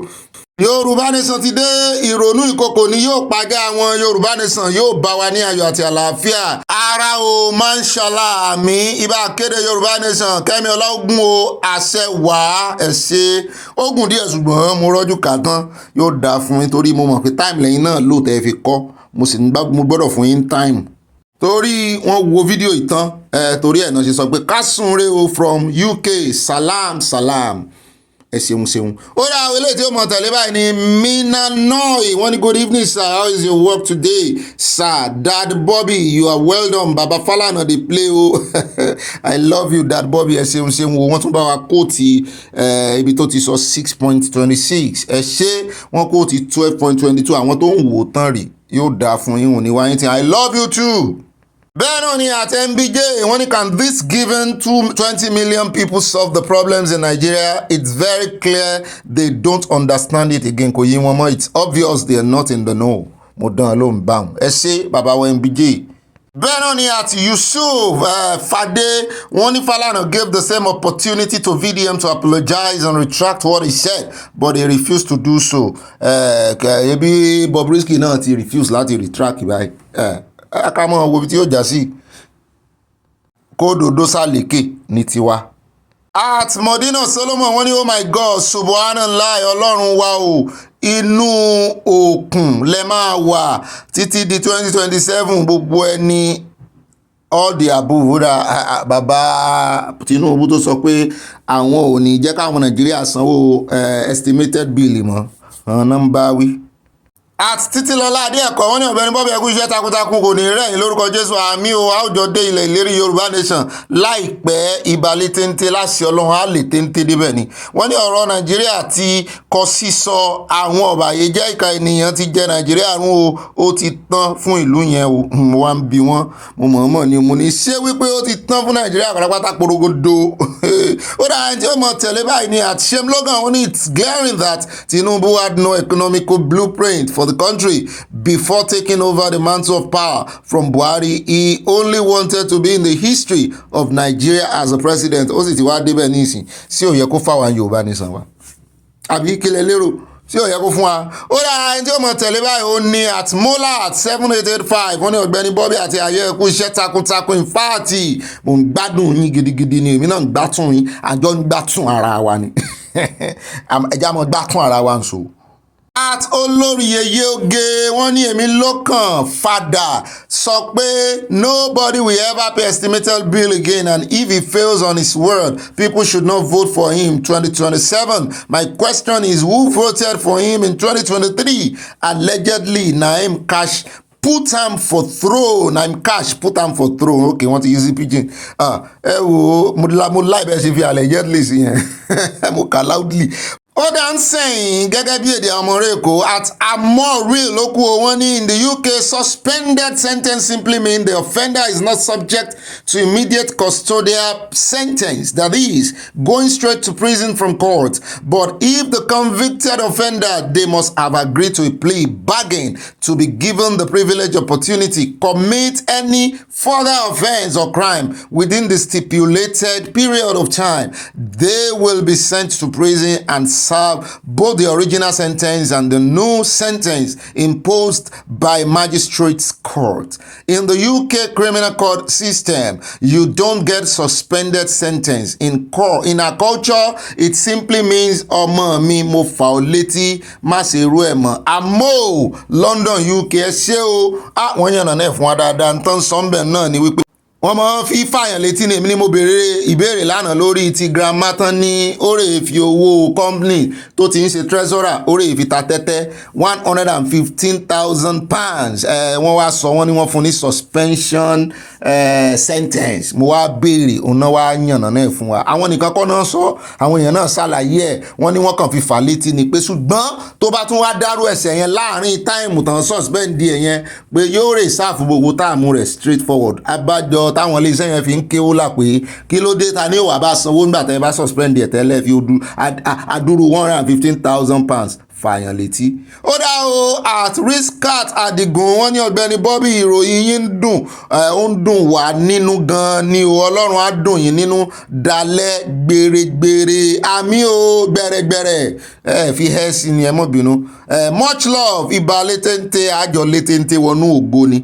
Bẹ́ẹ̀ náà ni àti Elizabeth Oyeniya wọ́n ní Ọ̀gbẹ́ni Bobby ẹkú ìyànjú ẹkú iṣẹ́ náà orílẹ̀-èdè Nàìjíríà kò náà ní ẹ̀mí ènìyàn rárá o kì í ṣe ẹjọ́ àwọn tó jóná yìí o ebi pa àwọn ènìyàn ju gbogbo ẹ̀ lọ Ọlọ́run máa jẹ gbogbo àwọn tí wọ́n fi ebi pa wọ́n àti ìran wọn tí wọ́n ti bí ní agbára Ọlọ́run àmín. Yorùbá nation no going back, God take us to your promised land. Ó dàárọ̀ láti US ó fẹ́ kan lẹ́yìn díẹ̀ mọ́bìnú gbogbo àwọn dot yẹn ní fa wàhálà. Ó dá o ṣe rí lọ́rọ̀ ti ọ̀rọ̀ jíjóná yẹn mo rí pé a ti mú ẹnu bà dáadáa nínú ìròyìn lérè ìfẹ́ wa láti rí n tó ṣẹlẹ̀ torí ó kọjá ibi nìkan ojú kòkòrò ọmọ Nàìjíríà náà wà ń bẹ̀ pé bí bá tiẹ̀ wà ń pààyàn mọ́tò tó gbépo kọlu mọ́tò kan ó sì pa àwọn èèyàn lẹ́rẹ̀pẹ̀tẹ̀ àwọn kan wà tí ò tí kù tán nílò ìrànlọ́wọ́ láti dóòlà ẹ̀mí wọn só yẹ kán ọmọ Nàìjíríà wá torí epo ẹ̀ wá wo ibi tí gbogbo wọn wá hẹ́ndì sí àtẹni tí ò tiẹ̀ involve nínú accident tẹ́lẹ̀ tó jẹ́ pójú kòkòrò epo ló bá lọ bẹ̀ ẹ̀ wo ibi tó hẹ́ndì sí. ẹ̀ lè ròyìnbó kírú ẹ̀ ṣẹlẹ̀ kóyìnbó súnmọ́ bẹ̀ kó lóun fẹ́ rè bu epo torí kì í ṣe pé bóyá torí pé kò ní ìdí epo yẹn ṣùgbọ́n nítorí àkọ́kọ́ wo safety ẹ̀ náà mi ò sọ pé kò sọ̀rọ̀ ebi ń bẹ o gbogbo everybody ló lẹ̀bi àti gọ́ọ̀mẹ̀ntì o àti àwọn torí lójú ọ̀nà pópó ó yẹ kí àwọn òṣìṣẹ́ pàjáwìrì náà ti wà ń standby bẹ́ẹ̀ náà ni àwọn tó lọ ọbẹ̀ oríṣi gbogbo ọ̀pọ̀lọpọ̀ àwọn èèyàn tó wà ń bẹ̀ ló lẹ̀bi ṣùgbọ́n àwọn tèmi rò pé lẹ̀bi jù ni àwọn tó yẹ kó dóòlà ẹ̀mí àwọn èèyàn gan tó yẹ kán ti ẹ̀ ṣe àjò wọn a mọ̀ pé wọ́n lè gba ẹni tó ti kú ṣùgbọ́n tí ò tí ì kú ńkọ́ ẹ ṣáájú ẹ̀ wọ́n ṣáájú wọn wá ń gbé pọnpọ́n wọ́n ń gbé rọ́bà wọ́n lọ ẹ wá wo ibi tí gbogbo ẹ̀ já sí. ẹ jẹ́ abọ́ọ̀dì padà sọ́dọ̀ ọ̀gá mi ọ̀gbẹ́ni Bobby kan mọ́ gbé wá nṣó nínú àkójọpọ̀ ròyìn ẹ bá wa pín o. ó ra kéré o lónílé lálejò lọ́kùnrin lóbìnrin lọ́mọdé lágbà gbogbo ọmọ Yorùbá káfàtà pátápátá pàápàá jùlọ ọgbọ́n ẹ̀yin tí ẹ wà ní Europe gbogbo yín là ń pè pátápátá pẹ̀lú birthday bash fún bàbá wa olóyè Sunday Igboho látọwọ́ ìyá wa dáadáa Yèyé Dára Kowé pẹ̀lú àjọṣepọ̀ ẹbí tí wọ́n ń pè ní Yèyé Dára Ọmọlúàbí family ẹ mọ̀ bọ̀ kẹ́ wá sọ̀díwú kẹ́kẹ́ jẹ́ àfàyọ̀ pọ̀ tiẹ̀ káyan Ọlọ́run lógo kádà gbogbo ọpẹ́ padà lórí ayé bàbá wa Sunday Igboho àgbà ọ̀jẹ̀ olórin àgbáyé ni King of Music Alhaji Òṣùpá Saheed ẹ sì lè pè wọ́n ní Alhaji Saheed Òṣùpá èyí tó bá kọ́kọ́ bọ́ sí yín lẹ́nu ni o wọ́n wà níkàlẹ̀ ní sẹpẹ́ láti lùlù sí wa níbàdí o láti jẹ́ kájọ jó kájọ yọ̀ nínú birthday bash fún bàbá wa olóyè Sunday Igboho ọ̀rọ̀ wa tọ́pẹ́ ó jọpẹ́ lọ. ẹ wá lè mọ bí wípé bolo ti fẹ́ ṣẹlẹ̀ ní orílẹ̀-èdè Germany ní Europe wọ́n ní live in Düsseldorf ní Germany city wọ́n ní olórin míì tí ó tún mọ́ kọrin gbajúgbajà olórin ní Germany Ṣẹ́gun Melody òun náà ṣe bẹ́bẹ́ o ní ọjọ́ 24 ìyẹn 24th October nínú oṣù táwa yìí náà ní ọjọ́ Thursday ló bọ́ sí bẹ́ẹ̀ náà ní owó ìwọlé €30 péré ni owó ìdákọ̀mù wọ́n ní eré yóò máa bẹ̀rẹ̀ ní aago 8:30 alẹ́ Treasure African Restaurant ní Metmana Street ní Düsseldorf ní PLZ 4233 fún àlàyé lẹ́kùnrẹ́rẹ́ ẹ pè ìyá wa Yèyé Dára sórí aago wọn. ó dá o ẹ káàbọ̀ padà o sáàyà ṣe yín dáadáa ọpọ́n súnkan èmi náà báyìí èmi ní àwọn gbé yín lébẹ̀ o ẹ wá nǹkan fìdílé kẹ ẹ wá nǹkan olómi tútù tẹ́ ẹ mọ̀ fi sọ̀rùn àjìjà bẹ́ẹ̀ mi bá bọ́ sójú iṣẹ́ kẹ́yìn mọ̀ fi ara balẹ̀ kẹ ẹ mọ̀ fi jẹ gbádùn ròyìn yìí ẹ gbádùn ẹ mo sọ bẹ́ẹ̀ fún yín èmi mo sọ bẹ́ẹ̀ fún yín ẹ gbádùn ẹ ibà ròyìn náà ní ibà gbọ́n débẹ̀ ibà yẹ̀nàná ibà sánáwọlé èmi náà ní ibà létéńté ibà gbáǹkọ́gbì ibà kọ̀nfàmù ẹ̀ kó tó sẹ́ǹdì ẹ̀ èmi náà ni ìbá kéde fún Yorùbá Nation ìbá rìn gìnìgìnì tíkúmí ẹ̀ tíkú yóò ẹ̀jẹ̀ wa mọ̀ tíkú yín kọ̀ọ̀kan ìgègì báyìí àkọ́kọ́ tí ń fi tíkú yín nù ròyìn lónìí ìpínlẹ̀ Èkó láti bẹ̀rẹ̀ o láti gbọ́ pé ìpínlẹ̀ Èkó láwọn ó san 85,000 naira gẹ́gẹ́ bí sálárì tó kéré jù fún àwọn òṣìṣẹ́ ní ìpínlẹ̀ àwọn o wọ́n gbé ìjọba àpapọ̀ ṣubú àbí bí wọ́n ṣubú nìyẹn ṣùgbọ́n báyìí ẹ jẹ́ gbọ́rọ̀ lẹ́nu gómìnà wọn ká tó wá sọ̀rọ̀ lé lórí ìyẹn gómìnà ìpínlẹ̀ Èkó Sanwó-Olú ẹ bá ń sá sí ilé agbára kẹyìn òkè ẹ bá rántí tan máìkì wọn ó yá ẹ̀yin òkè. And start construction. So you also mentioned around minimum wage and what do I need to throw in for my people. I'm glad to let you know that the minimum wage for Lagos, which we've conversed and discussed with our union, right, is 85,000 naira today now. So, I mean, we're not, it's not a competition. So I'm not going to say that we're paying more than some other people. It's a function of affordability and it's a function of capacity. But we know too well that when people live in Lagos, Lagos has a premium in terms of even the cost of living. And so we are fully aware. We actually increased, our salary earlier in the year, and deserving so for our staff, and we'll continue to do that. Ṣewọn, I would want to come back to you in January and say to you that I've been able to increase the minimum wage of Lagos to 100,000, not because I want to make anybody look bad. It's really because I want my people to have a living wage. I want them to truly, really be able to know that their government is working for them. We'll tight up places where we don't need, those kind of expenses, and be able to give them, commensurate things that will take them home, not drop them at the bus stop from the station, take them really home. So that's the kind of plan that we have, for them. And you also know that right now. ó rẹ̀ yẹn wá ẹ̀bá já kí ìpínlẹ̀ Èkó kágbóṣùbà káre fún wọn wọ́n gbìyànjú wọ́n ti rájí ṣubú wọ́n fi 15,000 lé ló bá pé ojú owó àpò ráìsì àbí 85,000 kan náà ń ta ráìsì ẹ máa rò ní 85,000 mo mọ̀ wọ́n ló ti wọ 110 àbí nǹkan kan ṣùgbọ́n ẹ sì máa rí o ní 85,000 lọ dáa àbí ó bá jẹ́ wípé gbogbo ohun tí owó oṣù rà náà nù wọ́n ṣe díẹ̀ ń bẹ́ o ẹ máa jẹ ráìsì o bí ò bá sí gáàsì tẹ́ẹ̀bì dáná tí ò sì sí ọbẹ̀ àti síkìn tẹ́ gèlè lórí ráìsì náà ṣe é jẹ. wọ́n ní àwọn òṣìṣẹ́ ìpínlẹ̀ Èkó nìkan ni wọn ò ní yáwó gbọ́múlé láǹtà mọ́ sálárì tí wọ́n ń gbà báyìí o láti fi ra àpò ráìsì kan. wọ́n wá ní àwọn òṣìṣẹ́ ìjọba àwọn ìpínlẹ̀ míì wọ́n ní wọ́n ti ń envy wọn lẹ́kọ̀ọ́ ọdún ló sì ń kanlẹ̀kùn bọ̀ yìí o ẹ jẹ́ mọ́ gbogbo owó ra àpò ráìsì kan kẹ́ ẹ yá ara ìdajì kẹ́ ẹ fowó yòókù kẹ́ ẹ fi wá nǹkan ọbẹ̀ tẹ́ẹ̀bì sì. wọ́n ní àwọn kan tiẹ̀ ní pé ààrẹ fẹ́ fi ṣe tajútajú fún àwọn kan ni pé Lagos boy ló wà lórí àlééfà ní federal mú ní kí ló kan tààrẹ ń bẹ ààrẹ tó ń fèsì pọ́blẹ́mù rẹ̀ lọ́wọ́lọ́wọ́ ní federal tó ní òtún wàá mọ̀ gbé ti ìpínlẹ̀ Èkó sórí. wọ́n ní Èkó gbọ́dọ̀ yàtọ̀ ṣùgbọ́n Sanwó-Olú ní kò rí bẹ́ẹ̀ o ẹ̀yin náà ti gbọ́ lẹ́nu Sanwó-Olú ẹ ti ẹ̀gbọ́n náà ṣùgbọ́n seriously ààrẹ Tinubu ẹtì ẹ̀gbọ́n náà àyá ní ń bá ààrẹ Tinubu sọ̀rọ̀ ó náà fẹ́ fún ọ ládùbáìsì ó ní bó tilẹ̀ jẹ́ pé ọmọ Yorùbá nation lòun àyá ló sọ bẹ́ẹ̀ o ó ní ìyẹn ò ní kó má wá ire fún àwọn ọmọ Yorùbá tó wà nínú Nàìjíríà lábẹ́ ìṣàkóso èmi lókàn tí ìyá múlẹ̀wù tó mu lómi ó nítorí ẹ̀ ló ń ṣe fẹ́ sọ eléyìí nítorí àwọn ọmọ Yorùbá nation tí yà ń jẹ nínú Nàìjíríà ó ní nítorí ọ̀gá àmọ́ ń sọ pé níbi tí ẹlẹ́ṣẹ̀ bá ti ń jìyà olódodo máa ń pín bẹ́ẹ̀ ó ní àánú àwọn ọmọ Yorùbá nation tó wà nínú Nàìjíríà ni ó ń ṣeun láàánú ó ní kì í ṣe tàwọn ọmọ Nàìjíríà yòókù mo ní ó dáa bẹ́ẹ̀ àánú ó yànnà náà dáadáa ó ní ìbàdá kẹ́ẹ̀sì bọ́dà advice àyà fún yín rèé o ó ní ẹ̀ ń gapá kiri ẹ̀ ń ṣe bí ẹni wípé ẹ̀ mọ̀ pé bí ń pa àwọn èèyàn lù ó ní ìbàdá kẹ́ẹ̀sì bọ́dà ẹ̀fìyín ṣe ẹ̀fẹ́lẹ́ ṣe ní ó ní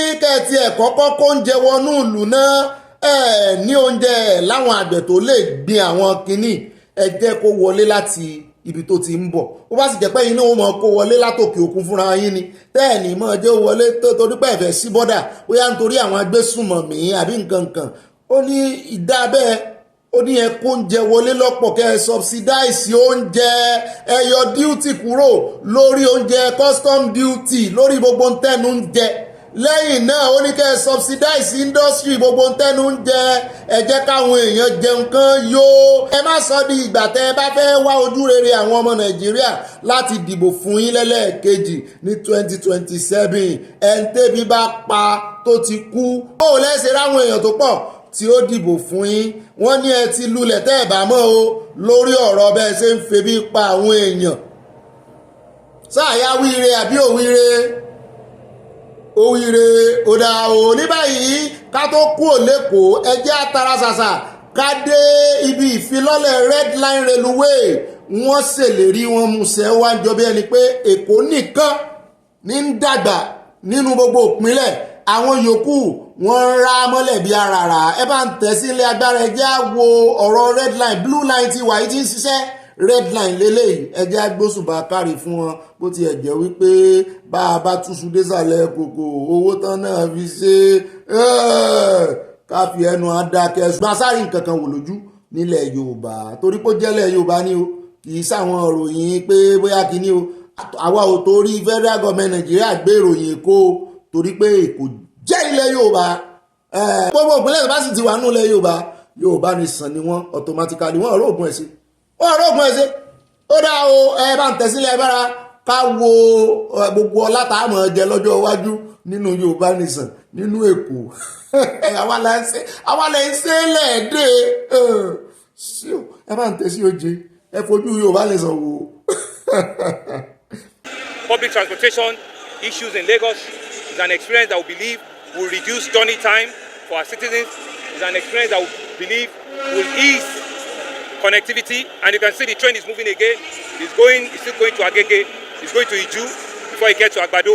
But we opted to stop here, and I'm sure that all of you have seen that what we're about is about ensuring that we can fulfill all of our promises, especially on the red line. I haven't fulfilled similar promise on the blue line. If you want to take Uber from Agbado to Oyingbo, you can't spend less than 5,000 naira. If you want to go by Danfo, I'm sure it's about 2,000, 2,500. So if the train service is 1,000 naira, 500 naira in some instances, I do not see why people can say it is expensive. All over the world, people don't make money by doing this kind of service. It's seen as a social service. I know that people feel that it's expensive just because of the situation of things in town. But I know that when they see the services being rendered, the comfort, the smoothness, the fastness, and everything, the coziness of the red line, they will know that it's not. Ó dá ẹ káàbọ̀ padà o àti ìkú òlékòó náà ń jọ bí ẹni pé Èkó gangan ni àwọn òròyìn tòní sodo sí. Ẹ wá jẹ́ asáré lọ sọ́dọ̀ ọmọkùnrin kan tí ń lálàsè tí àwọn amùsùà ojú pópó tó ń pera wọn ní kí náà wọ́n tiẹ̀ lórúkọ wọ́n kàn ní wọ́n gbé janwó ìwà náà ni ìyá mi mo róhun ní mọ́ ń pe amùsùà àwọn amùsùà ẹ bá tẹ̀ sí ká gbọ́ bí ọmọ yìí bí ṣe ń làágùn tí ń satótónu kí ìjọba tètè bá wa tójú bọ́ o gbogbo àwọn tán náà fẹ́ lọ ṣé kò lẹ́tọ̀ọ́ kí èèyàn máa páàkì sí bus stop ni ẹ bá ń tẹ̀ sí ilé agbára káwọ́ dé ìnà pẹnu. Live at what is it called? Abule this thing at Anthony Road. Fuel finish inside my motor. Towing vehicle say he won't come tow my vehicle say because say I dey bus stop I no dey main road o. I no dey main road o. You dey see them? This is me live. This is my car. This is me in bus stop. This is me in bus stop. They say they want to tow my vehicle. I don't know reason why. They don't give me excuse. They don't give me, and I send somebody to help me to go and buy fuel. And the person almost get here now. They say they want to tow my vehicle to office. This is me live. This is me live. This is who helped me to buy fuel. This is who helped me to go and buy fuel. They said they want to tow my vehicle. They said they want to tow my vehicle. This is my fuel just to park and put fuel. They said they want to put. See who look at me? Níbi God is saying no yìí. I'm a parawa. Níbi God is saying no yìí. And you're going to upset me. This fuel that I went to buy. And this being parked. I'm not on the road. I'm not on the road. I'm not on the road. They said they want to tow my vehicle. Oh yeah now. Oh yeah. Come on live, everybody. Come on live. Baba. Mo ti gbọ́ ìjà Yorùbá la jọ sọ. Yorùbá la jọ sọ. This been live. Baba no be shakara. I told you say you don't want. Baba I'm not making shakara. I'm not okay. I'm not calling. This is me. Hello, just here like this. You take my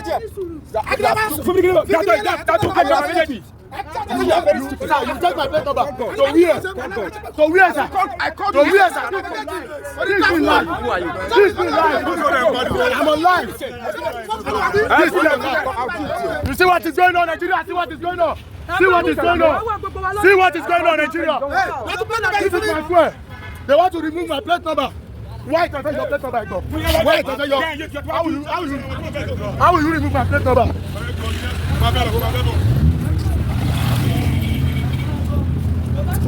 Can you see live?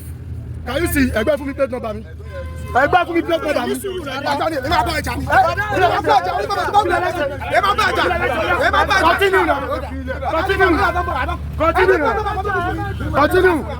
Continue. Fuel finish inside my motor. Fuel finish. I don't buy fuel. They won't arrest me. The fuel finish. I don't buy fuel. They don't come on my plate number. See, I go to wait this for them. I go burn them. I go burn this car. I go burn them now. I will burn this one. I will burn this photo. I'm anywhere. See me live.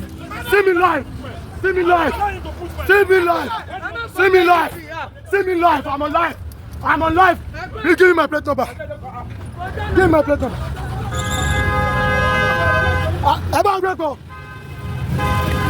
Give me my plate number. Give me my plate number. I go nowhere. Come on,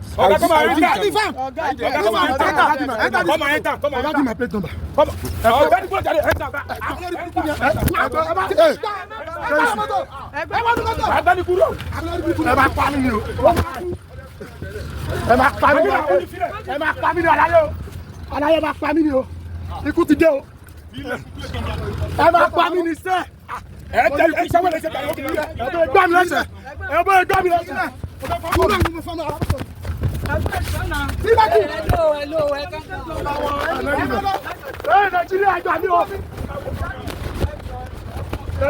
ó náà lẹ ti gbọ́ lẹ́nu ọmọkùnrin yìí ó ẹ rí wípé ó ti ronú ó ti rò pin pé wọn ò ní gbà fún yín àṣẹ̀wá àṣẹ̀yìnbọ̀ wọ́n tún táwọ́ gan nọ́mbà plate yẹ̀ wọ́n táwọ́ gan nọ́mbà plate náà tún yọ káàkiri ní ìsìn ìjọba Èkó ẹ wá nǹkan ṣe sọ̀rọ̀ yìí bus stop lọmọkùnrin páàkì sí tó bá jẹ́ ní tó lówó lọ́wọ́ ni tó bá fẹ́ bá yín fa trouble kò sí signpost kankan níbi tí ọmọkùnrin yẹn dúró sí tó ní kó mọ́ páàkì síbẹ̀ gbogbo àwọn ọlọ́kọ̀ Èkó wọ́n kàn máa bẹ̀rù ẹjọ́ ni gbogbo bí tá ti máa mú wọn yẹn most of them wọ́n gbé signpost síbẹ̀ ó lé èèyàn kan tó blọ́ọ̀kì ọ̀nà ní àárín náà kan tá a fẹ́ gbà jáde ní last week nbí ó blọ́ọ̀kì wa torí kò yẹ kó wà níwájú ibi tí curve wà ibẹ̀ lórí ìpáàkì sí nígbà tí àwọn ọlọ́pàá dé a pè ọlọ́pàá èèyàn kan ṣoṣo náà rí mú ẹni tó dúró tó páàkì níbi tí signpost wà pé kó wọ́n páàkì àwọn yòókù tó blọ́ọ̀kì wa àdọ́gbọ́n manova tá a fi ráàyè lọ ni torí wọ́n ní kò sí signpost ńbẹ̀ torí kó mọ́ páàkì bẹ́ẹ̀ ṣùgbọ́n àwọn náà mọ̀ pé bẹ́ẹ̀ léwu ọlọ́pàá yẹn ló wá dọ́gbọ́n sọ fún mi pé ó ti ẹ̀ da àwọn máa introduce signpost síbẹ̀ yẹn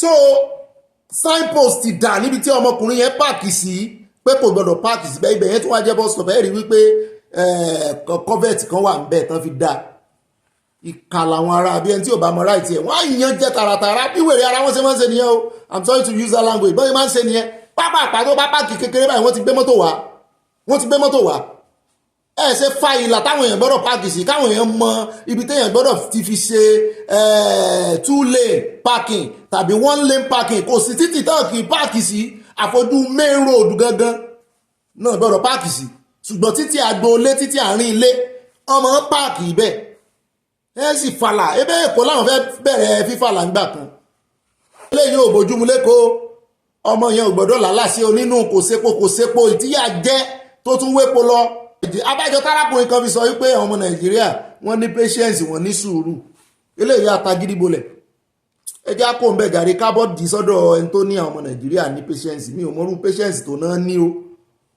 wọ́n ń tepo ní 1001 wọ́n tún rè ń tòfepo wọ́n sì fara mọ́ bẹ́ẹ̀ ẹ bá ń sá sílé agbára ẹjẹ́ àgbọ̀rọ̀ lẹ́nu ẹ̀. For crying out loud, are you seeing this? If there is an award that is supposed to be given to the most patient people in the world, it should be given to Nigerians. Fuel is being sold at 1,100 and you can see the queue. People are even fighting to get this fuel. Sincerely speaking, I don't know what the Tinubu administration is doing as far as this issue of fuel. We are suffering. I don't even know how to present this. And obviously, the people that are supposed to protest, the people that are supposed to stand up and fight for the right of Nigerians, the likes of the NLC and other people that matter have been bought. That's why they are quiet. That's why they can't say anything. We are buying fuel at 1,001 and look at the queue. People are fighting at the gates for crying out loud. And you tell me this is renewed hope? This is renewed danger. This is renewed pain. This is renewed agony. God, please come to our rescue. We are in trouble in this country. And we now say, Dangote. What did the Dangote refinery give to us? It is of no use, the Dangote refinery. I said it in one of my interviews with Dupe TV. I said I don't give a hoot about the Dangote refinery because another. ẹ rí wípé ọ̀rọ̀ yóò tójú sí ni ṣé sùúrù la máa ní àwọn ọmọ Nàìjíríà ní lóòótọ́ ṣé sùúrù ní ká pè àbí suffering and smiling. Ó rán létí orin Barrister. ẹlẹgbẹ́ mo ní sùúrù lérè o bàbá lè ṣe ẹ̀yìn ẹlẹgbẹ́ o ọlọ́run ò ṣàláìfẹ́ nìkan o bàbá lè gbé sùúrù omi léná ire tó wọlé là ń retí o bàbá ń ṣàdúrà fọba mímọ́ àdúrà ló máa ń gbà kì í ṣàgbára o ìbànújẹ́ á sì dáyọ̀ mọ́ wa lọ́wọ́ o àmì o. sùúrù ṣé sùúrù lápẹlẹ àbẹ̀gọ́ wọ́n tepo fún yín 1,001 láti orí ẹgbọ́n bàbá tó sọ̀rọ̀ nínú ìròyìn lérèfé ẹ wo bí tí owó epo ti ń fò fẹ̀rẹ̀gẹ̀dẹ̀ bọ̀ ilé ní agbára o ilé ìkọjá ó kúrò sùúrù o suffering and smiling gẹ́gẹ́ bí orin Fẹlá. ẹjẹ́ akóńbẹ̀rún ẹjẹ́ abọ́dì sọ́dọ̀ bàbá Davido tó ti sọ wípọ́dọ̀ ní street wà bóun bá fẹ́ mọ́ panátaná Nàìjíríà pé control wà lọ́wọ́ òun ó ní 50% lòun project jáde lòun generate fún Nàìjíríà nínú gbogbo náà yín mélòó gan ni Nàìjíríà ń generate ẹjẹ́ àkí bàbá Davido káyìn kókú sẹ́ o ṣùgbọ́n business ní í ṣe ó wá sọ tójú ẹ̀ rí kó n tó gba license àti pàmìtì ó tún wá ń sọ ìgbésẹ̀ tó ń fẹ́ gbé ní ìsìn nípa mẹ́gáwáàtì míì station míì tó ń fẹ́ ṣe bàbá Davido lè paná Nàìjíríà tó bá fẹ́ kí nìdí kò sídìí kankan ju pé owó ló ń sọ̀rọ̀ wọ́n ní olówó so ní gbogbo tán ó jẹ́ kó di mímọ̀ láìpẹ́ yìí níbi tó ti ń sọ̀rọ̀ níbi àjọ̀dún kan tí ilé ìjọsìn Seventh-day Adventist ṣe school tí mo lọ ní Ifẹ̀ nù nílé Ifẹ̀ Seventh-day Adventist Grammar School ojú títì báyìí náà wà wọ́n ní ṣọ́ọ̀ṣì náà lẹ́gbẹ̀ẹ́ ibẹ̀ làwọn òyìnbó wà wọ́n ní hospital náà òyìnbó ló sì wà lọ́spítù wọn dọ̀la. ó wá ní ìdá 15 ìyẹn 15% ní iná tẹ̀ ń lò ní Nàìjíríà tó ń ti ọ̀dọ̀ ọ̀hún wá ó ní ìkápá àwọn ló wà switch control rẹ̀ ó wà ní ẹ̀yìnkùlé òun bàbá Davido lè decide láti fi gbogbo àwọn Nàìjíríà tó ń fún níná sókùnkùn ìyẹn kọ́. I'm a businessman in Nigeria. I'm in the electricity business. I own power plants.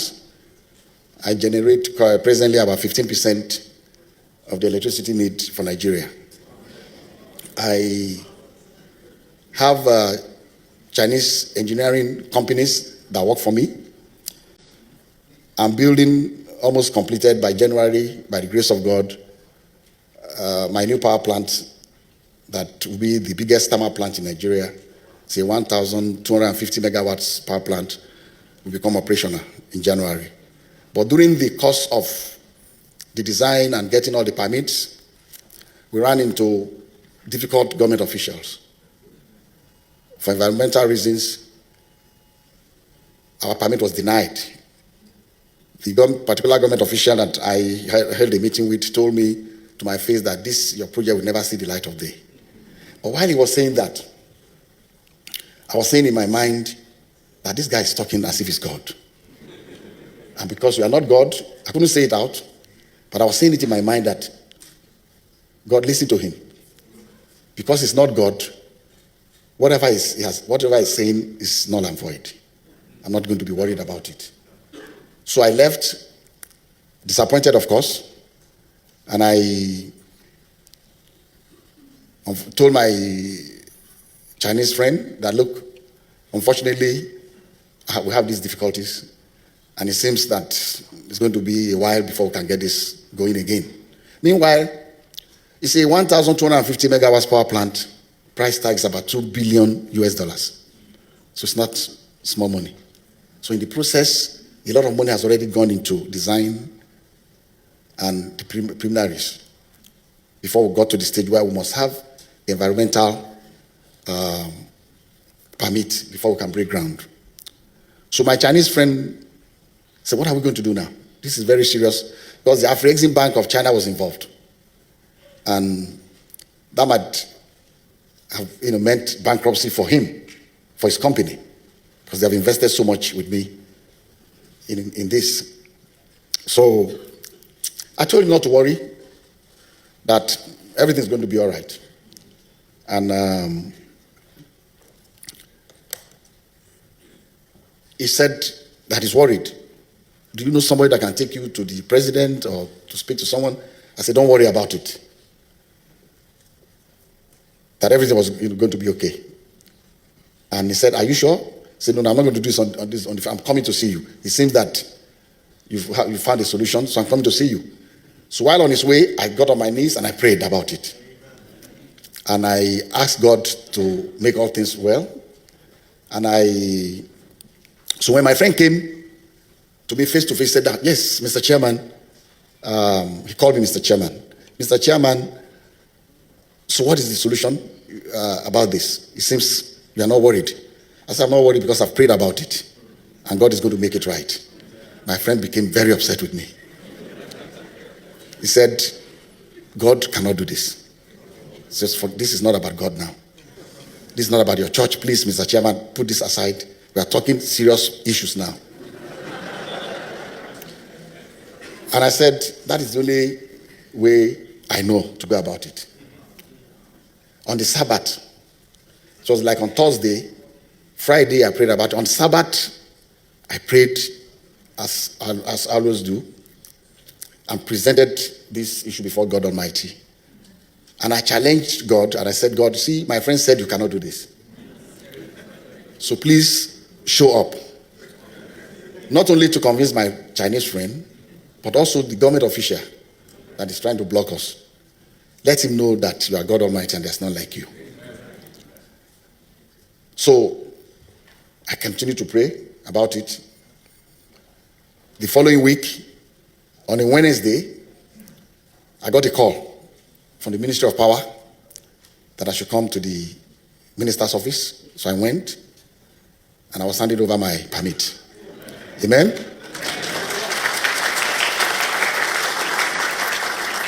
I didn't know what happened. All I did was pray about this. So I looked. So I asked one of the officials, what exactly happened? Why am I collecting this from this office and not the other office?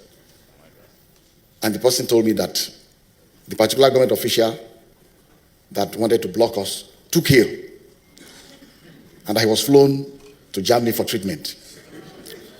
And that some of the applications for permit for other types of factories, not electricity, was sitting on his table, and that his boss, somebody that knew his boss, the top person, I'm using the word because I don't want to say exactly the office. So his boss now said he should bring all the applications to his table since he was not there. So my application was one of those that was taken.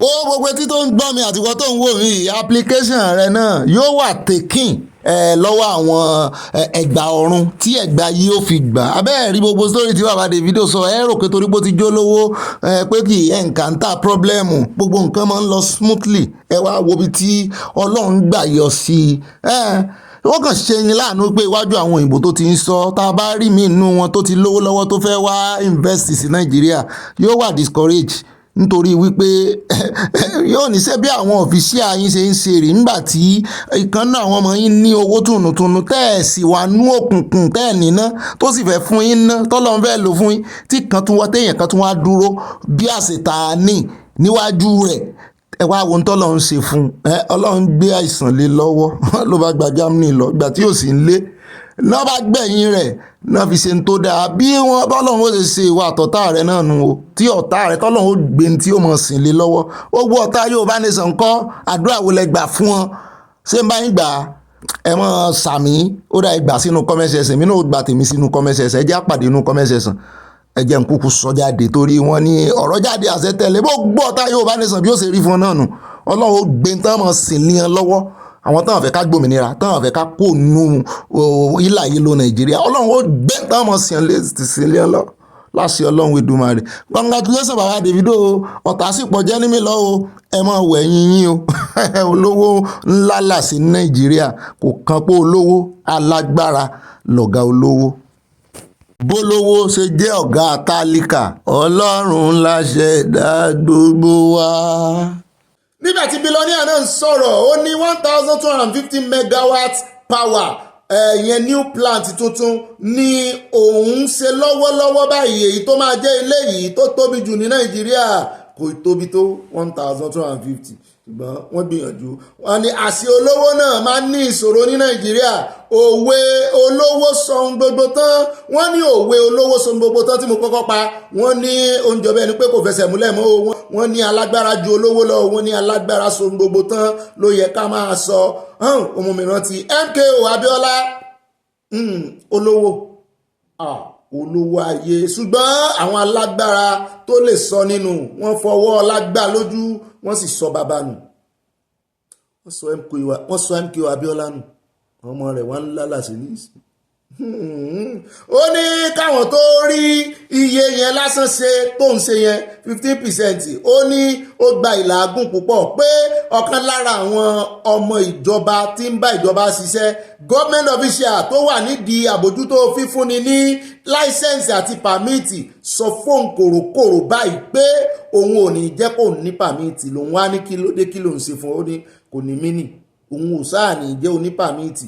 ṣé ẹ rántí àwọn eré ìyá mi eré ìyá mi tá a máa ń wò eré kòtò ọ̀run àwọn ìyá níwẹ̀ ìyá gbóǹkan wọ́n ní bí àwọn olórí nàìjíríà ṣe ń ṣe sáwọn ọmọ nàìjíríà nìyẹn. abájọ ó ti pẹ́ tí mo ti máa ń wò pé kí ló dé táwọn olówó nàìjíríà ò náwó kán fi ṣe nǹkan rere sórílẹ̀-èdè nàìjíríà kán fi ṣe kọ́ńpìnì táwọn èèyàn ó dán gbà àwọn èèyàn ṣiṣẹ́ ìdí abájọ gan rèé o ọlọ́run ló yọ Dangote gan ó lówó ṣùgbọ́n agbára rẹ̀ mọ níwọ̀n ọ̀gá NNPC lásán ti Kyari Bello Kyari ó ní agbára ju Dangote lọ ẹgbà bẹ́ẹ̀gbà ẹgbẹ́ mọ́ bá ń jiyàn ṣé ká ṣe dìbéètì okay my co-debaters my panel of judges my audience àti wọ àyà I think I have been able to convince you but not to confuse you that olówó kéré sí alágbára àti pé alágbára ló ń jẹun ìta ló sì máa ń tilẹ̀kùn gbọ̀ngbọ̀n thank you.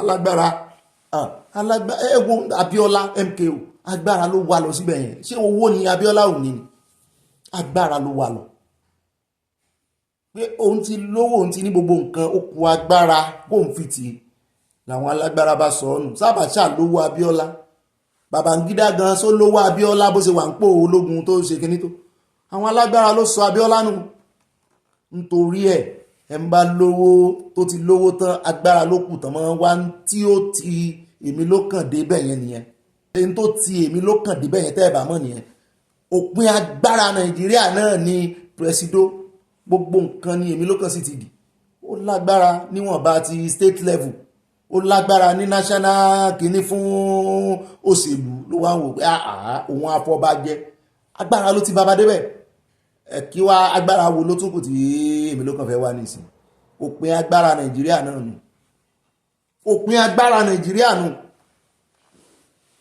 tíri èyí ó ti rí ó sì ti kọ́ ń kó àwọn alágbára Nàìjíríà ọjọ́ ń kọ́ wọ̀ọ́rìn ni ọmọ ara wọn lọ́rọ̀ kan o wọ́n wá ń sọ fún bàbá Davido wípé orí òkú ọyọ àwọn rò pé bó ṣe lówó tó náà pé ó kò yẹ kó lè ní ìdààmú kankan tí èèyàn kan wá ń fọ́ lálẹ́ fún ọ níbi iṣẹ́ ìjọba ẹ̀yìn ò mọ̀ pé Nàìjíríà wọ́n di àwọn èèyàn ní ìgbèkùn gidi ni àwọn sọ fún bàbá Davido ní pé ìwọ ló wá fẹ́ tú wọn lẹ̀ àwọn fi àwọn èèyàn sínú ìgbèkùn ìwọ wá ń wá olóò fẹ́ tanná iná kí ló fẹ́ tàn fún ọ mọ̀ pé tó bá máa jẹun gbẹngbẹ á tilẹ̀kùn gbẹngbẹ ìwọ fẹ́ rè fún ọmọ Nàìjíríà ná níbi tó ti ń jẹ nídìí òkùnkùn wọn ní gbà fún ọ wọn ní gbọ́ láàyè ó ní àwọn tó dì wọ́n mú sínú ìgbèkùn wọn sì fi wọ́n lọ́rùn lẹ̀ bọ́rọ̀ Nàìjíríà ṣe rí nìyẹn nítorí àwọn fi àwọn èèyàn sínú ìgbèkùn ó wá dàbí ẹran mi ni o mọ́ túlẹ̀ o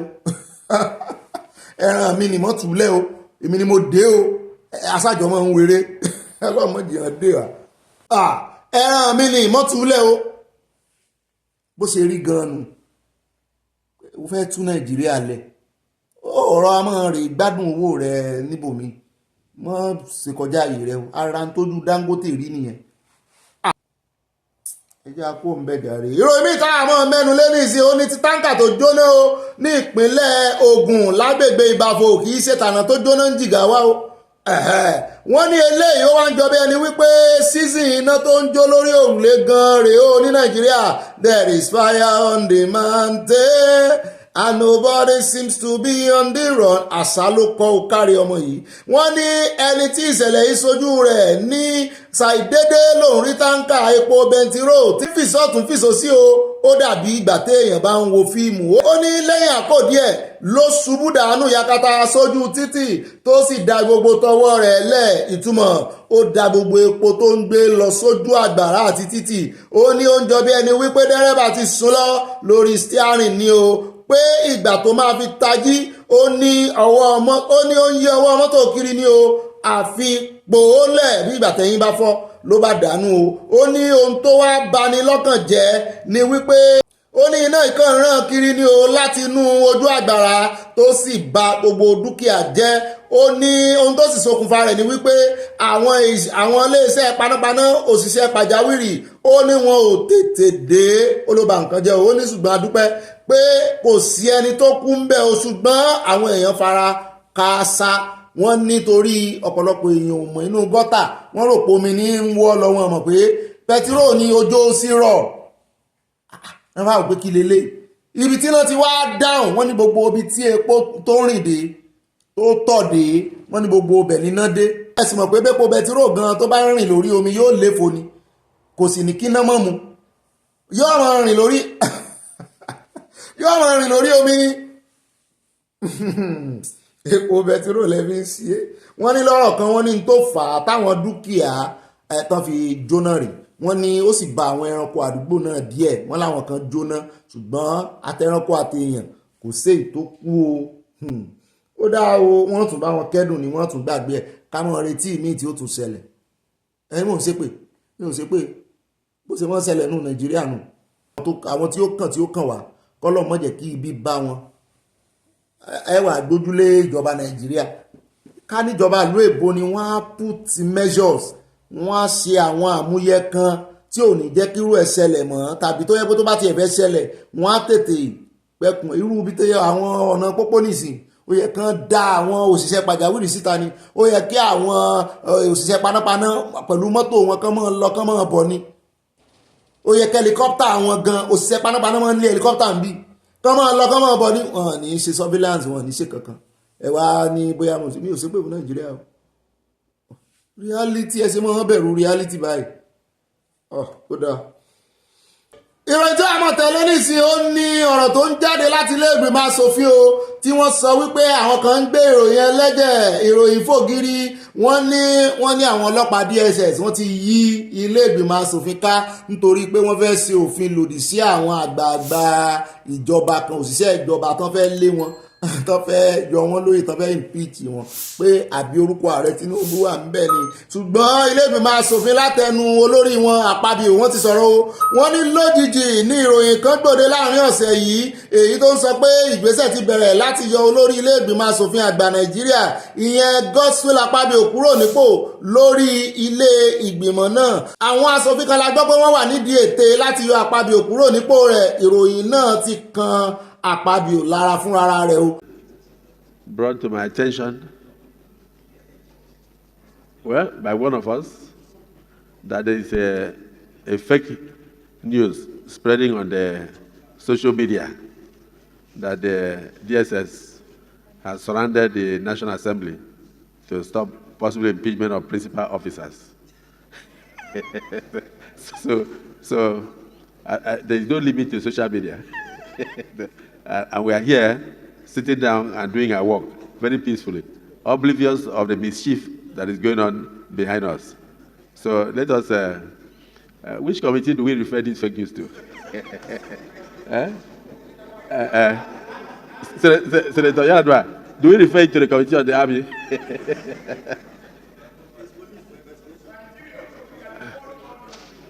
Interior is large enough to investigate anything, but this, I think we should refer it to the Committee on Police Affairs. Police Affairs, right? Yes. Senator Kaka, the fake news is hereby referred to the Committee on Special Duties. As the Senate President pleases. Yes, to report back to the Senate in 24 hours. Yes, sir, I will report back, sir. Well, it's part of what we pass through on a daily basis. It's either they use AI to inject something to turn it around in order to drive traffic. I understand that they are being paid by YouTube if they have a lot of traffic. So whoever brought out this fake news must be getting a lot of payment because of the traffic going on. But I hope the public is aware that this is total fake news and that the chamber is very stable and the issue of impeachment does not come in. So, Kaka, please investigate and report back to us as soon as practicable. As the Senate President pleases, I will do the needful and report back, sir. All right. Thank you, sir. Ó ní í ṣe pẹ̀lú Akpabio, tá ń fẹ́ yọ Akpabio. ọ̀rẹ́ Tinubu ta ni ó yọ kì í ṣe tuntun pé kí àwọn ọlọ́pàá àbí àwọn ẹ̀ṣọ́ aláàbò DSS wà nínú ọgbà ilé ìgbìmọ̀ asòfin iṣẹ́ ààbò wọn ni wọ́n mójútó. Mo wà nínú ọ́fíìsì mi nígbà tí ìṣẹ̀lẹ̀ náà ṣẹlẹ̀ mo sì dìde lẹ́sẹ̀kẹsẹ̀ láti wo ohun tó ń ṣẹlẹ̀ ń ta. Mo rí i dájú pé kò sí ohun tó jọ ohun tó ń pín kiri. Àjèjì tí kò bá wọ ilé ìgbìmọ̀ asòfin rí ni ìrírí àwọn DSS máa bà lẹ́rù wípé àwọn jọ ń kọ̀wọ̀ rìn ni wọ́n ní káwọn èèyàn rè mọ́kàn kó nínú ìròyìn yẹn wọ́n ní kò sí tó jọ. Wọ́n bá yọra wọn wọ́n bá àmọ́ yọra wọn kí ló kan ọmọ Nàìjíríà mẹ́. Nígbà yẹn já parasasa ìròyìn táwọn fi káde gbogbo ìròyìn lẹ̀ lónìí ó ní ti Ṣèyí Mákindé àti INEC o. wọ́n ń tàwọn síra wọn lórí ètò ìdìbò tí ń bọ̀ sí ipò gómìnà ní ìpínlẹ̀ Ondo tí yóò wáyé lọ́jọ́ 16 oṣù kọkànlá ọdún yìí. Gbogbo ẹgbẹ́ òṣèlú tí yóò kópa nínú ètò ìdìbò náà sì ti bẹ̀rẹ̀ ìpolongo ìbò jákèjádò ìpínlẹ̀ náà o. Lọ́jọ́ ìṣẹ́gun ni ọ̀kan lára àwọn ẹgbẹ́ òṣèlú náà People's Democratic Party PDP tí igbákejì gómìnà ìpínlẹ̀ Ondo tẹ́lẹ̀ rí Agboola Ajayi jẹ́ aṣojú fún nínú ìdíje náà ṣe ìpolongo ìbò. Lára àwọn àlejò pàtàkì tó péjú pésẹ̀ síbẹ̀ náà ni gómìnà ìpínlẹ̀ Ọ̀yọ́ onímọ̀ ẹ̀rọ Ṣèyí Mákindé o. Lásìkò tí Mákindé ń bá àwọn èèyàn sọ̀rọ̀ níbi ìpéjọpọ̀ yìí ló fi ẹ̀sùn kàn wípé ọmọ bíbí ìpínlẹ̀ Ondo ni arábìnrin Olúwatóyìn Babalọ́lá tó jẹ́ kọmíṣánná àjọ elétò ìdìbò tí wọ́n yàn láti ṣe àmójútó ìdìbò náà. Làwọn èèyàn wá ní kí ló fi ń ṣe èèyàn. Nítorí ìdí èyí ló fi ṣe ìkéde wípé àwọn kò ní fi àyè gba irú rẹ̀ lọ́wọ́ àwọn kí ló kàn bẹ́ẹ̀ tó bá wu INEC ló lè ní kórè rẹpísẹ́ǹtì àwọn náà lè fi sọ̀gá. Mákindé ní mo ní nǹkan kan láti sọ, ọ̀rọ̀ yìí sì wà fún alága àjọ elétò ìdìbò INEC ọ̀jọ̀gbọ́n Yakub Mohammed. Ó ní ó gbọ́dọ̀ yọ kọmíṣánná àjọ elétò ìdìbò ní ìpínlẹ̀ Ondo arábìnrin Olúwatóyìn Babalọ́lá nítorí pé ọmọ bíbí ìpínlẹ̀ Ondo ni. Ó ní ohun tí wọ́n ṣe ní Ẹdó nìyẹn o, ẹ kò lè rí ṣe ní Ondo. A máa fi ẹ̀hónú hàn títí yóò fi kúrò nípò náà ni o. Ẹ gbé kọmíṣánná àjọ elétò ìdìbò míì tó jẹ́ olótìítọ́ wá tí kì í sọmọ ìpínlẹ̀ Ondo. Ọ̀rọ̀ tí Mákindé sọ yìí kò dùn mọ́ àjọ elétò ìdìbò INEC nínú, èyí ló sì mú kí wọ́n fi ọ̀rọ̀ léde lórí ìkànnì X wọn níbi tí àjọ náà ti ṣàlàyé wípé kò sí òtítọ́ kankan nínú ẹ̀sùn tí Mákindé fi kan àjọ náà o. Nínú àtẹ̀jáde náà àjọ INEC fi ìdí ọ̀rọ̀ múlẹ̀ wípé arábìnrin Olúwatóyìn Babalọ́lá kì í ṣe ọmọ bíbí ìpínlẹ̀ Ondo nítorí kò sí nínú àṣà àjọ náà láti gbé kọmíṣánná àjọ elétò ìdìbò lọ sí ìpínlẹ̀ tí wọ́n ti wá o. Àwọn máa ń ṣe bí NYSC ni wọ́n gbọ́dọ̀ gbé wọn lọ sí ìpínlẹ̀ tán ti wá kọ́mọ́ bá dànkan rú. Wọ́n ní àjọ INEC ní bákan náà ni Mákindé fi ẹ̀sùn kan àwọn lọ́dún 2020 lásìkò ìpolongo ìbò gómìnà wípé ọ̀kan lára àwọn aṣojú àjọ náà tó ṣiṣẹ́ pẹ̀lú gíwá fásitì ìjọba àpapọ̀ tó ń bẹ nílùú Àkúrẹ́ FUTA yóò da ojú ìbò náà rú tó sì jẹ́ wípé irọ́ lásán ni ẹ̀sùn náà. Wọ́n ní ara ń fún Mákindé ni pé ẹlẹ́fọ̀ọ́ ó ní ẹ̀fọ́ òun ìṣẹ̀fọ́ àtàn náà wá níta ń bí ọ́ ṣe bọ́n sì pẹ́lẹ́fọ́ ni ó sì ti dáhùn tá a wá ló sọ fún ọ pé àwọn ní ẹ̀fọ́ rẹ̀ ẹ̀fọ́ àtàn. Wọ́n ní ṣé Mákindé náà fẹ́ lọ́wọ́ nínú mọ̀dàrú ni. àní rí jù báyìí lọ nínú àkójọpọ̀ ìròyìn fún tòní oníyànsí ọlọ́bẹ̀sí àtàfẹ́jẹ́ náà kọ́ ìbínú o àfìrè pàdé lọ́la. Báyìí ẹ bá yọ bí ṣe mọ́ yọ mo mọ̀ pé yọ Ọlọ́run ó jẹ́ káyé ẹ̀yọ́ ẹ bá wa pín kókálé kókákọ́ ẹ mọ́ bá kọ àmọ̀ràn yín sínú comment section. Ibẹ̀ làwọn ti mú àwọn kọ́mẹ̀ntì tá a mọ̀ ń lò nínú abala comment section. Ẹ mọ̀ bá tẹ love ẹ mọ̀ bá tẹ like ibà ròyìn náà ní o ibà gbé wọn débẹ̀ ibà yànnàná ibà kéde fún Yorùbá nation ibà tíkú mi ẹ̀ tíkú yìí mo lérò pé mo ti tíkù yín fún ìròyìn tí àṣálẹ́ yẹ jọ́ mo bẹ̀yìn ni ẹ bá pín kó kalẹ̀ kó kakò ẹ mọ́ ṣaláì fi kọ́mẹ̀ntì yín lẹ̀ bẹ́ẹ̀ ṣe fi kọ́mẹ̀ntì yín lẹ̀ ẹ mọ́ bá fi fúláàgì orílẹ̀-èdè tẹ wá sí afẹ́ mọ́ bí tí sátáláìtì wá dé bí Nàìjíríà ọba ti ẹ̀ ní sátáláìtì inú spéèsì ó yẹ ká lè mọ bí tí nẹ́tíwọ̀kì wá dé ẹ ṣeun wàá fi pàdé lọ́la nínú ìròyìn ọlọ́mọ lẹ́mìí bye dàrí o I love you.